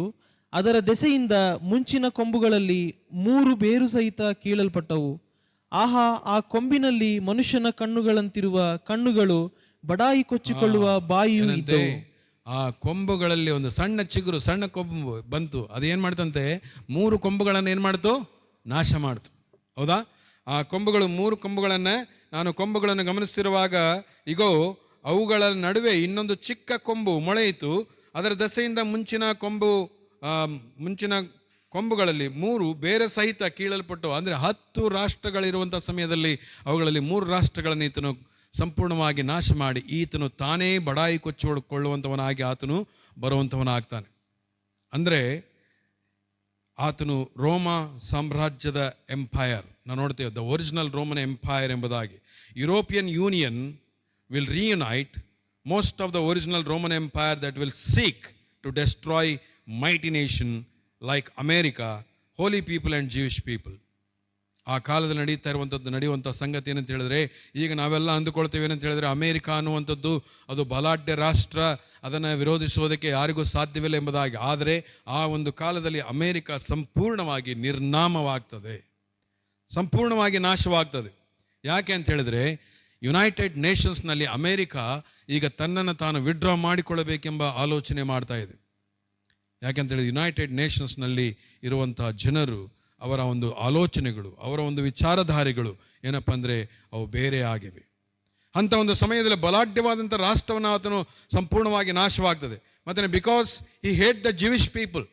ಯಾಕೆ ಅಂತ ಹೇಳಿದ್ರೆ, ಆತನು ಯಾಕೆ ಹಾಗೆ ಮಾಡ್ತಾನೆ ಅಂತ ಹೇಳಿದ್ರೆ, ಆತನು ಯಹೂದ್ಯರನ್ನು ದ್ವೇಷ ಮಾಡುವಂಥವನು. ಯಹೂದ್ಯರಂದರೆ ಯಾರು? ದೇವರ ವಾಕ್ಯ ಹೇಳ್ತದೆ, ಯಹೂದ್ಯರು ದೇವರ ಕಣ್ಣುಗುಡ್ಡೆಯಂತೆ. ಯಹೂದ್ಯರು ಒಬ್ಬನೇ ನಿಜವಾದ ದೇವರನ್ನು ನಮಗೆ ಕೊಟ್ಟಂಥವರು. ಯಹೂದ್ಯರು ನಮಗೆ ರಕ್ಷಕನನ್ನು ಕೊಟ್ಟಂಥವರು. ಯಹೂದ್ಯರು ನಮಗೆ ನಿತ್ಯತ್ವದ ನಿರೀಕ್ಷೆಯನ್ನು ಕೊಟ್ಟಂಥವರು. ದೇವರ ವಾಕ್ಯ ಹೇಳ್ತದೆ, ಯೋಹಾನ ಬರೆದ ಸುವಾರ್ತೆ 4:22 ಬರಬೇಕಾದ ರಕ್ಷಣೆಯು ಯಹೂದ್ಯರೊಳಗಿಂದ ಬರುತ್ತದಷ್ಟೇ. ಆದುದರಿಂದ ನಾವು ಅರಿತಿರುವುದನ್ನೇ ಆರಾಧಿಸುವವರಾಗಿದ್ದೇವೆ. ಏನಂತೆ? ನಾವು ಅರಿತಿರುವುದನ್ನೇ ಆರಾಧಿಸುವವರಾಗಿದ್ದೇವೆ. ನೀವು ಅರಿಯದೇ ಇರುವಂತದ್ದನ್ನು. ಬರಬೇಕಾದ ರಕ್ಷಣೆ ಎಲ್ಲಿಂದ ಬರ್ತದಂತೆ? ಯಹೂದ್ಯರಿಂದ ಬರ್ತದೆ. ಹಾಗಾದ್ರೆ ಯಾಕೆ ಬೈಬಲ್ ಸತ್ಯವೇದದಲ್ಲಿ ಯಹೂದ್ಯರಿಗೆ ಪ್ರಾಮುಖ್ಯತೆ ಕೊಡಲ್ಪಟ್ಟಿದೆ? ಯಾಕೆ ಅಂತ ಹೇಳಿದ್ರೆ, ಯಹೂದ್ಯರು ಇಲ್ಲದೆ ಈ ಲೋಕದ ಇತಿಹಾಸವೇ ಇಲ್ಲ. ಯಾಕಂತ ಹೇಳಿದ್ರೆ, ಜೆರುಸಲೇಮ್ ಅನ್ನುವಂಥದ್ದು it's a tiny nation, tiny small nation, but it was chosen by god, it was elected by god, it was ಏನಪ್ಪ ಅಂದರೆ ಆನರ್ಡ್ ಬೈ ಗಾಡ್. ಯಾಕಂದ್ರೆ ದೇವರ ವಾಕ್ಯ ನೋಡ್ತೀವಿ ಅಂತಂದ್ರೆ, ಈ ಒಂದು ಇಸ್ರಾಯೇಲ್, ಈ ಯಹೂದ್ಯರ ಸಂತಾನ ಎಲ್ಲಿಂದ ಸ್ಟಾರ್ಟ್ ಆಯ್ತು ಎಂಬುದಾಗಿ ಅಬ್ರಾಹ್ಮನನ ದೇವರು ಕರೆದ, ಅಬ್ರಾಹ್ಮನಿಗೆ ದೇವರು ಒಡಂಬಡಿಕೆ ಮಾಡಿಕೊಂಡ, ವಾಗ್ದಾನ ಮಾಡಿದ, ನಿನ್ನನ್ನು ನಾನು ಅನೇಕ ರಾಷ್ಟ್ರಗಳ ಮೇಲೆ ನಿನ್ನ ಆಶೀರ್ವಾದ ನಿಧಿಯನ್ನಾಗಿ ಮಾಡ್ತೀನಿ ಎಂಬುದಾಗಿ. ಅಬ್ರಾಹ್ಮನ ಮೂಲಕವಾಗಿ ಇಸಾಕನು ಹುಟ್ಟಿದ, ಇಸಾಕನ ಮೂಲಕವಾಗಿ ಯಾಕೋಬನು ಹುಟ್ಟಿದ, ಯಾಕೋಬನಿಗೆ 12 ಕುಲಗಳು ಹುಟ್ಟಿದವು. 12 ಕುಲಗಳಲ್ಲಿ ಯೂದಾ ಕುಲ ಒಂದು, ಯೂದಾ ಕುಲದ ಮೂಲಕವಾಗಿ ಯೇಸು ಕ್ರಿಸ್ತನ ಈ ಲೋಕಕ್ಕೆ ಜನಿಸಿ ಬಂದ. ಯೇಸು ಕ್ರಿಸ್ತನ ಈ ಲೋಕದ ಪಾಪ ನಿವಾರಣೆಗೋಸ್ಕರ ಆತನು ತನ್ನನ್ನು ತಾನೇ ಪರಿಶುದ್ಧ ಯಜ್ಞ ಶಿಲುಬೆಯ ಮೇಲೆ ಸಮರ್ಪಣೆ ಮಾಡಿ ಸತ್ತು ಹೂಣಲ್ಪಟ್ಟು ಜೀವಿತನಾಗಿ ಎದ್ದು ಬಂದ. ಅಬ್ರಾಹ್ಮನಿಗೆ ದೇವರು ಮಾಡಿಕೊಂಡಂತ ಒಡಂಬಡಿಕೆಯಲ್ಲಿ ನೆರವೇರ್ತೇನೆ ಅಂತ ಹೇಳಿದ್ರೆ, ನಾನು ನಿನ್ನ ಮೂಲಕವಾಗಿ ಅನೇಕ ರಾಷ್ಟ್ರಗಳನ್ನು ಆಶೀರ್ವಾದ ಮಾಡ್ತೇನೆ ಎಂಬುದಾಗಿ, ಅನೇಕ ರಾಷ್ಟ್ರಗಳಿಗೆ ನಿನ್ನ ಆಶೀರ್ವಾದ ನಿಧಿಯಾಗುವೆ ಎಂಬುದಾಗಿ ನೋಡುವಂಥ ಸಮಯದಲ್ಲಿ ಯೇಸು ಕ್ರಿಸ್ತನ ದೇವರು ಹೇಳಿದಂಥ ಮಾತು ನಾವು ನೋಡ್ತೀವಿ, ಯೇಸು ಕ್ರಿಸ್ತನಲ್ಲಿ ನೆರವೇರಿದೆ. ಯಾಕಂದ್ರೆ ಯೂದಾ ಕುಲದ ಸಿಂಹವಾಗಿ ಆತನು, ಯೂದಾ ಕುಲದ ಯಜ್ಞದ ಕುರಿಮರಿಯಾಗಿ ಆತನು ಬಂದು ಪ್ರಾಣವನ್ನು ಕೊಟ್ಟು ನಮಗೋಸ್ಕರ ಸತ್ತು ಹೂಣಲ್ಪಟ್ಟು ಜೀವಿತನಾಗಿ ಎದ್ದು ಬಂದ. ಈಗ ಯೂದಾ ಕುಲದ ಸಿಂಹವಾಗಿ ಆತನ ಇಡೀ ಲೋಕವನ್ನ, ದುಷ್ಟರನ್ನ, ಎಲ್ಲ ಸೈತಾನ ಅಂತ್ಯದಲ್ಲಿ ಆತನು ಮಾಡುವಂತ ಎಲ್ಲ ದುಷ್ಟ ಕೃತ್ಯಗಳನ್ನ ನಾಶ ಮಾಡೋದಕ್ಕೆ ಯೂದಾ ಕುಲದ ಸಿಂಹವಾಗಿ ಆತನು ಬರುವಂತವನಾಗಿದ್ದಾನೆ. ಹಲ್ಲೆಲೂಯಾ. ಹಾಗಾದ್ರೆ ದೇವರ ವಾಕ್ಯ ಹೇಳ್ತದೆ, ಬರಬೇಕಾದ ರಕ್ಷಣೆ ಎಲ್ಲಿಂದ ಬರ್ತದೆ? ಯಹೂದ್ಯರ ಮೂಲಕವಾಗಿ. ಕ್ರೈಸ್ತತ್ವಕ್ಕೆ ಯಹೂದ್ಯರ ಕೊಡುಗೆ ಅಪಾರವಾಗಿದೆ. ಒಂದು ವೇಳೆ ಯಹೂದ್ಯರನ್ನು ಮರೆತರೆ ಕ್ರೈಸ್ತತ್ವಕ್ಕೆ ಬೆಲೆಯೇ ಇಲ್ಲ. there is no value if you remove Jews from the Bible. There is no meaning in the Bible. ಹಾಗಾದರೆ ದೇವರ ವಾಕ್ಯ ಹೇಳ್ತದೆ, Antichrist will be shot on head by a Jewish person during that time, 7 years of tribulation. ಕ್ರಿಸ್ತ ವಿರೋಧಿಗೆ ಗುಂಡು ಬೀಳ್ತದೆ. ಆ ಒಂದು 10 ತಲೆಗಳಲ್ಲಿ ಒಂದು ತಲೆ ಏನಾಯ್ತಂತೆ? ಗಾಯವಾಯಿತು. ಹೌದಾ? ಆ ತಲೆಗೆ ಶಾಟ್ ಆಗ್ತದೆ. ಶಾಟ್ ಆಗುವಂಥ ಸಮಯದಲ್ಲಿ ಸೈತಾನನು 13ನೇ ಅಧ್ಯಾಯದಲ್ಲಿ ಸೈತಾನನ ಟ್ರಿನಿಟಿ ನಾವು ನೋಡ್ತೇವೆ. The trinity of Satan, false prophet, Antichrist and the great dragon ಎಂಬುದಾಗಿ. ಅಲ್ಲಿ ನಾವು ನೋಡ್ತೀವಿ ಅಂತ ಹೇಳಿದ್ರೆ, ಆ ಸೈತಾನನು ಏನಂತ ಹೇಳಿದ್ರೆ ಈ ಕ್ರಿಸ್ತ ವಿರೋಧಿಯ ಗಾಯವನ್ನು ಗುಣಪಡಿಸಿ ಸಾಯುವಂಥ ಈ ಕ್ರಿಸ್ತ ವಿರೋಧಿಯನ್ನು ಪುನರ್ಜನ್ಮ ಪಡುವಂತೆ ಮಾಡ್ತಾನೆ. ಪುನರ್ಜನ್ಮ ಪಡೆಯುವಂತೆ ಮಾಡುವಾಗ ಈ ಸೈತಾನನು ಯೇಸು ಕ್ರಿಸ್ತನ ಅನುಕರಣೆ ಮಾಡಿ ಜನರನ್ನು ಮೋಸಪಡಿಸ್ತಾನೆ. ಹೇಗೆ ಅಂತ ಹೇಳಿದ್ರೆ, ಯೇಸು ಕ್ರಿಸ್ತನು ಸತ್ತು ಸಮಾಧಿಯಲ್ಲಿ ಇಡಲ್ಪಟ್ಟು ಹೂಣಲ್ಪಟ್ಟು ಆತನು ಪುನರುತ್ಥಾನ ಹೊಂದಿ ಎದ್ದು ಬಂದ. ಈಗ ಸೈತಾನ ಆಗಿನ ಕಾಲದಲ್ಲಿ ಟೆಕ್ನಾಲಜಿ ಬೇಕಾದಷ್ಟು ಇಂಪ್ರೂವ್ ಆಗಿರ್ತದೆ. ಆಗಿನ ಕಾಲದಲ್ಲಿ ನಾವು ನೋಡ್ತೀವಿ ಅಂದರೆ ಅನೇಕ ಸೊಫಿಸ್ಟಿಕೇಟೆಡ್ ಹಾಸ್ಪಿಟಲ್ಗಿರ್ತವೆ. ಒಂದು ವೇಳೆ ಆತನ ಅಡ್ಮಿಟ್ ಆಗಿ ಆತನ ಗುಣವಾಗಿ ಆತನ ಮೇಲೆ ಬರುವಂಥ ಸಮಯದಲ್ಲಿ ಅದನ್ನು ಹೇಳ್ತಾನೆ, ನಾನು ಸಹಿತ ಕ್ರಿಸ್ತನೇ, ಯಾಕಂದರೆ ಐ ಆಮ್ ರೆಸರೆಕ್ಟೆಡ್ ಅಂತ ಹೇಳ್ತಾನೆ. ಆತನು I am resurrected from the dead ಎಂಬುದಾಗಿ ಹೇಳಿ ಜನರನ್ನು ಮೋಸಪಡಿಸ್ತಾನೆ. So Antichrist will come out of the original Roman Empire. ನಾವು ನೋಡ್ತೇವೆ ಅಂತ ಹೇಳಿದ್ರೆ, ಇಲ್ಲಿ ದೇವರ ವಾಕ್ಯ ಹೇಳ್ತದೆ, ಸೈತಾನನು ಆತನು ಗುಣಪಡಿಸುತ್ತಾನೆ. ಆತನು ಯೇಸುವಿನ ಮರಣ ಪುನರುತ್ಥಾನದ ನಕಲು ಮಾಡಿ ಲೋಕದ ಜನರ ಮೋಸದಿಂದ ತನ್ನೆಡೆಗೆ ಸೆಳೆದುಕೊಳ್ಳುತ್ತಾನೆ. ಪ್ರಕಟಣೆ ಗ್ರಂಥ 13ನೇ ಅಧ್ಯಾಯ 3ನೇ ವಚನ 12ನೇ ವಚನ ಓದ್ರಿ. ಪ್ರಕಟಣೆ ಗ್ರಂಥ 13ನೇ ಅಧ್ಯಾಯ 12ನೇ ವಚನ ಏನಂತ ಬರೆದಿದೆ? 12ನೇ ವಚನದಲ್ಲಿ, ಆ ಮೃಗವು ಮೊದಲನೆಯ ಮೃಗದ ಅಧಿಕಾರವನ್ನೆಲ್ಲ ಅದರ ಸನ್ನಿಧಿಯಲ್ಲೇ ನಡೆಸುತ್ತದೆ. ಇದು ಮರಣಕರವಾದ ಗಾಯ ವಾಸಿಯಾದ ಮೊದಲನೆಯ ಮೃಗಕ್ಕೆ ಭೂಲೋಕವು ಭೂನಿವಾಸಿಗಳು ನಮಸ್ಕರಿಸುವಂತೆ ಮಾಡುವಂಥದ್ದಾಗಿದೆ. ಏನು ಮಾಡ್ತದಂತೆ? ಮರಣಕರವಾದ ವ್ಯಾಧಿ ಗುಣವಾಗ್ತದೆ. ಅವಾಗ 14ನೇ ವಚನ ಓದ್ರಿ. 14ನೇ ವಚನ, ಆ ಮೊದಲನೆಯ ಮೃಗದ ಸನ್ನಿಧಿಯಲ್ಲಿ ಮಹತ್ಕಾರ್ಯಗಳನ್ನು ಮಾಡುವ ಅಧಿಕಾರವಿರುವುದರಿಂದ ಭೂನಿವಾಸಿಗಳನ್ನು ಮರುಳುಗೊಳಿಸುತ್ತದೆ. ಅವರಿಗೆ ಕತ್ತಿಯಿಂದ ಗಾಯ ಹೊಂದಿ ಸಾಯದೆ ಬದುಕಿದ ಮೃಗದ ಘನಕ್ಕಾಗಿ ವಿಗ್ರಹವನ್ನು ಮಾಡಿಸಿಕೊಳ್ಳಬೇಕೆಂದು ಬೋಧಿಸುತ್ತದೆ. ನೋಡ್ರಿ, ಏನ್ ಮಾಡ್ತದಂತೆ? ಅದು ಸಾವಿನಿಂದ ಜಯ ಹೊಂದುವಂಥದ್ದಾಗ್ತದೆ 7 ವರ್ಷ ಮಹಾಹಿಂಸೆಯ ಕಾಲದಲ್ಲಿ. ಆದರೆ 7 ವರ್ಷ ಮುಗಿದ ಮೇಲೆ ಸೈತಾನನ ಸಂಪೂರ್ಣವಾಗಿ ದೇವರು ನಾಶ ಮಾಡುವಂಥವನಾಗಿದ್ದಾನೆ. ಹಲ್ಲೆಲೂಯಾ. ಸೊ ಈ ಸಮಯದಲ್ಲಿ ದೇವರು ಯಹೂದ್ಯರನ್ನು 3.5 ವರ್ಷಗಳ ಕಾಲ ಕಾಯುತ್ತಾ ಕಾಪಾಡುತ್ತಾ ಒದಗಿಸುತ್ತಾ ಬರುತ್ತಾನೆ. ಯಾಕೆಂದರೆ God will not allow another dictator to rule the Jewish people. ಆ ಸಮಯದಲ್ಲಿ ಯಾಕೆಂದರೆ ಕೀರ್ತನೆ 121:4ನೇ ವಚನದಲ್ಲಿ ನಾವು ಓದ್ತೇವೆ ಅಂತ ಹೇಳಿದ್ರೆ, ಇಸ್ರಾಯೇಲರನ್ನ ಕಾಯುವಂಥ ದೇವರು ನಿದ್ರಿಸುವುದಿಲ್ಲ, ತೂಕಡಿಸುವುದಿಲ್ಲ. ಆಗಿನ ಕಾಲದಲ್ಲಿ ಅವರನ್ನು ಕಾಪಾಡ್ತಾನೆ. ನಾವಿನ್ನೊಂದು ಹೋಲಿಕೆ ನೋಡುವಾಗ, ಕ್ರಿಸ್ತ ವಿರೋಧಿ ಯೇಸುವನ್ನು ಹಾಸ್ಯ ಮಾಡುತ್ತಾನೆ. 8:25 ದಾನಿಯೇಲನ ಬರೆದ ಗ್ರಂಥ 8:25 ಏನಂತ ಬರೆದಿದೆ ಹೋದ್ರಿ? ಮತ್ತೆ ನಾವು ಅದನ್ನೇ ಓದಿಕೊಳ್ಳೋಣ. ದಾನಿಯೇಲ 8:25. ಕುಯುಕ್ತಿಯಿಂದಲೇ ತನ್ನ ಮೋಸವನ್ನು ಸಿದ್ಧಿಗೆ ತಂದು ಮನದಲ್ಲಿ ಉಬ್ಬಿಕೊಂಡು ನೆಮ್ಮದಿಯಾಗಿರುವ ಬಹುಜನರನ್ನು ನಾಶಪಡಿಸಿ ಪ್ರಭುಗಳ ಪ್ರಭುವಿಗೂ ವಿರೋಧವಾಗಿ ಏಳುವನು. ಆಹಾ, ಯಾರ ಕೈಯೂ ಸೋಕದೆ ಹಾಳಾಗುವನು. ಕ್ರಿಸ್ತ ವಿರೋಧಿ ಏನ್ ಮಾಡ್ತಾನಂತೆ?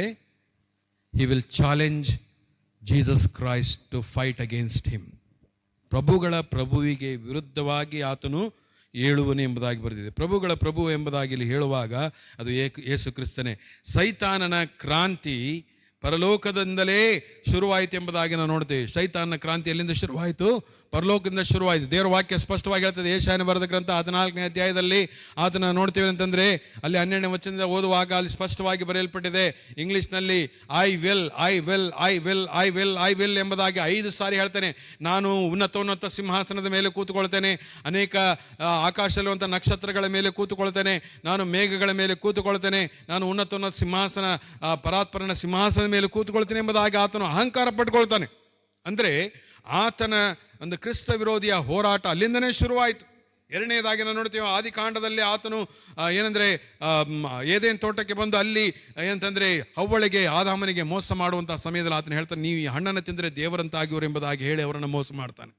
ಮತ್ತು ನಾವು ಇಸ್ರಾಯೇಲರ ಕ್ಯಾಂಪ್ಗಳಲ್ಲಿ ಹೋಗಿ ಅವರನ್ನು ಮೋಸ ಮಾಡುವಂಥದ್ದು ನೋಡ್ತೀವಿ. ಅವರು ಮೋಶೆ ಪ್ರಾರ್ಥನೆಗೆಂದು 40 ದಿವಸ ಹೋದಂಥ ಸಮಯದಲ್ಲಿ ಮೋಶೆ ಇನ್ನು ಮೇಲೆ ಬರೋದಿಲ್ಲ, ಆತನು ಸತ್ತು ಹೋಗಿರಬಹುದು, ನಿಮಗೆ ಕಣ್ಣಿಗೆ ಕಾಣುವಂಥ ಒಬ್ಬ ದೇವರು ಬೇಕು, ಮುಟ್ಟುವಂಥ ಒಬ್ಬರು ದೇವರು ಬೇಕೆಂಬುದಾಗಿ ಬಂಗಾರ ಬೆಳ್ಳೆಯನ್ನು ತೆಗೆದುಕೊಂಡು ಅಲ್ಲಿ ಹಸುವಿನ ಒಂದು ಗೋಲ್ಡನ್ ಕಾಫ್ ಅಂತ ನೋಡ್ತೇವೆ, ಅದನ್ನು ಮಾಡಿಕೊಂಡು ಆರಾಧನೆ ಮಾಡುವಂಥ ಸಮಯದಲ್ಲಿ ಅದನ್ನು ಪ್ರೇರೇಪಿಸಿದಂಥವರು ಅಲ್ಲೇ ಸತ್ತು ಹೋಗ್ತಾರೆ ಎಂಬುದಾಗಿ ನೋಡ್ತೇವೆ. ಅದೇ ಸಮಯದಲ್ಲಿ ಲೂಕನ ಬರೆಸುವಾರ್ತೆ 4ನೇ ಅಧ್ಯಾಯ 6 ಮತ್ತು 7ನೇ ವಚನದಲ್ಲಿ ಆತನು ಎಲ್ಲವನ್ನ ಬಿಟ್ಟು ಇಡೀ ಲೋಕಕ್ಕೆ ಸೃಷ್ಟಿಕರ್ತನಾದಂಥ ಯೇಸು ಕ್ರಿಸ್ತನನ್ನೇ ಆತನು ಮೋಸಗೊಳಿಸುವುದಕ್ಕೆ ಬರ್ತಾನೆ.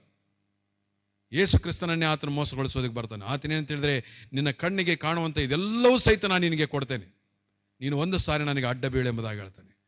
ಆತನು ಕ್ರಿಸ್ತನು ದೇವರ ವಿರುದ್ಧವಾಗಿ ಕ್ರಾಂತಿ ಅವಾಗಿನಿಂದಲೇ ಎದ್ದಿದ್ದಾನೆ. ಈಗಲೂ ಹೇಳ್ತಾ ಇದ್ದಾನೆ, ಇನ್ನು ಮುಂದೆ 7 ವರ್ಷ ಹಿಂಸೆ ಕಾಲದಲ್ಲಿ ಪ್ರಭುವಿಗೆ ವಿರುದ್ಧವಾಗಿ ಆತನು ಏಳುವನೆಂಬುದಾಗಿ ದೇವರ ವಾಕ್ಯದಲ್ಲಿ ಬರೆದಿದೆ. ಆತನು ಎದ್ದಂಥ ಸಮಯದಲ್ಲಿ ಏನಾಗ್ತದೆ, ಅದರ ಪರಿಣಾಮ ಇಲ್ಲಿ ದೇವರ ವಾಕ್ಯ ಆಗ್ತದೆ. ಬಹುಜನರನ್ನು ನಾಶಪಡಿಸಿ ಪ್ರಭುವಿಗೂ ವಿರುದ್ಧವಾಗಿ ಹೇಳುವನು. ಆಹಾ, ಯಾರ ಕೈಯೂ ಸೋಕದೆ ಅವನೇನಾಗ್ತಾನಂತೆ, ಹಾಳಾಗುವನು. ನಮ್ಮ ರಕ್ಷಕನಾದ ಯೇಸು ಕ್ರಿಸ್ತನ ಸಂಪೂರ್ಣವಾಗಿ ಆತನ ನಾಶ ಮಾಡ್ತಾನೆ ಎಂಬುದಾಗಿ ನೋಡ್ತೇವೆ. ಮತ್ತೆ ಇನ್ನೊಂದು ವಿಷಯನ ನೋಡುವಾಗ, Antichrist will defy Jesus Christ. ಅಂದರೆ ಸೈತಾನನು ಯೇಸುವನ್ನು ಯುದ್ಧಕ್ಕೆ ಆತನು ಕರೆಯುವಂಥವನಾಗ್ತಾನೆ. ಹಲ್ಲೆಲೂಯಾ. ಆತನ ಏನು ಮಾಡ್ತಾನಂತೆ, ಯುದ್ಧಕ್ಕೆ ಆತನು ಕರೀತಾನೆ. ಯುದ್ಧಕ್ಕೆ ಅಂತ ಹೇಳಿದ್ರೆ, ಆಯಿತು ನಿನ್ನ ಹತ್ರ ಎಷ್ಟು ದಮ್ಮಿದೆ ನೋಡೋಣ ಬಾ ಎಂಬುದಾಗಿ ಯೇಸುವಿಗೆ ಚಾಲೆಂಜ್ ಮಾಡುವಂಥದ್ದು. ಇವತ್ತಿನ ದಿವಸ ಕೆಲವು ಸಾರಿ ನಾವು ನೋಡ್ತಾ ಇರ್ತೇವೆ, ಬಲಹೀನರಾದಂಥವರು ಕೆಲವು ಸಾರಿ ಬಲ ಉಳ್ಳಂಥವರಿಗೆ ಸುಮ್ಮನೆ ಚಾಲೆಂಜ್ ಮಾಡ್ತಾ ಇರ್ತಾರೆ. ಈಗ ನಾವು ನೋಡಿದ್ರೆ ಇಡೀ ಲೋಕವನ್ನು ತನ್ನ ಮಾತಿನ ಮೂಲಕವಾಗಿ ಸೃಷ್ಟಿ ಮಾಡಿದಂಥ ಸೃಷ್ಟಿಕರ್ತನು ಆತನು ಬರುವಂಥ ಸಮಯದಲ್ಲಿ ನಾವು ನೋಡ್ತೇವೆ ಅಂತ ಹೇಳಿದ್ರೆ, ಆತನಿಗೆ ವಿರುದ್ಧವಾಗಿ ಯುದ್ಧಕ್ಕೆ ಆತನು ಚಾಲೆಂಜ್ ಮಾಡುವಂಥದ್ದು ನೋಡ್ತೇವೆ. ಪ್ರಿಯರೇ, ನಾವು ಒಂದು ವಿಷಯದಲ್ಲಿ ಗಮನವಿಟ್ಟು ನಾವು ನೋಡಬೇಕೆಂದರೆ 2 ಕೊರಿಂಥ 11ನೇ ಅಧ್ಯಾಯ 14 ಮತ್ತು 15ನೇ ವಚನದಲ್ಲಿ, ಇದೇನು ಆಶ್ಚರ್ಯ, ಸೈತಾನನು ತಾನೇ ಪ್ರಕಾಶವುಳ್ಳ ದೇವದೂತನ ವೇಷವನ್ನು ಹಾಕಿಕೊಳ್ಳುವಾಗ ಅವನ ಸೇವಕರು ಸಹ ನೀತಿಗೆ ಸೇವಕರಾಗಿ ಕಾಣಿಸುವುದಕ್ಕೆ ವೇಷ ಹಾಕಿಕೊಳ್ಳುವುದು ದೊಡ್ಡದಲ್ಲ. ಅವರ ಅಂತ್ಯಾವಸ್ಥೆಯು ಅವರ ಕೃತ್ಯಗಳಿಗೆ ತಕ್ಕ ಹಾಗೆಯೇ ಆಗುವುದು. ಹಲ್ಲೆಲೂಯಾ. ಏನಂತೆ 2 ಕೊರಿಂಥ, ಇದೇನು ಆಶ್ಚರ್ಯವಲ್ಲ, ಸೈತಾನನು ತಾನೇ ಪ್ರಕಾಶವುಳ್ಳ ದೇವದೂತನ ವೇಷವನ್ನು ಹಾಕಿಕೊಳ್ಳುವಾಗ ಅವನ ಸೇವಕರು ಸಹ ನೀತಿಗೆ ಸೇವಕರಾಗಿ ಕಾಣಿಸುವುದಕ್ಕೆ ವೇಷ ಹಾಕಿಕೊಳ್ಳುವುದು ದೊಡ್ಡದಲ್ಲ. ಏನಂತೆ, ಆಗಿನ ಕಾಲದಲ್ಲಿ ಏನ್ ಮಾಡ್ತಾನಂತೆ, ಸೈತಾನ ಪ್ರಕಾಶವುಳ್ಳಂತ ವೇಷವನ್ನು ಹಾಕೊಳ್ತಾನೆ. ಏನಂದ್ರೆ he will appear as an angel of light. 7 ವರ್ಷ ಮಹಾಹಿಂಸೆ ಕಾಲದಲ್ಲಿ will appear as an angel of light. ಆತನು ಪ್ರಕಾಶವುಳ್ಳಂತ ದೇವದೂತನ ಹಾಗೆ ಆತನು ಬರ್ತಾನೆ. ಇದೇನು ಆಶ್ಚರ್ಯವಲ್ಲ, ಸೈತಾನನು ತಾನೇ ಪ್ರಕಾಶವುಳ್ಳ ದೇವದೂತನ ವೇಷವನ್ನು ಹಾಕಿಕೊಂಡು ಬರ್ತಾನೆ. ಈಗ ಆತನ ಅನುಸರಿಸುವಂಥವರು ಸಹಿತ, ಅನುಯಾಯಿಗಳು ಸಹಿತ ಅದೇ ವೇಷವನ್ನು ಹಾಕಿಕೊಳ್ಳುವಂಥದ್ದು ಏನು ಕಷ್ಟವಲ್ಲ.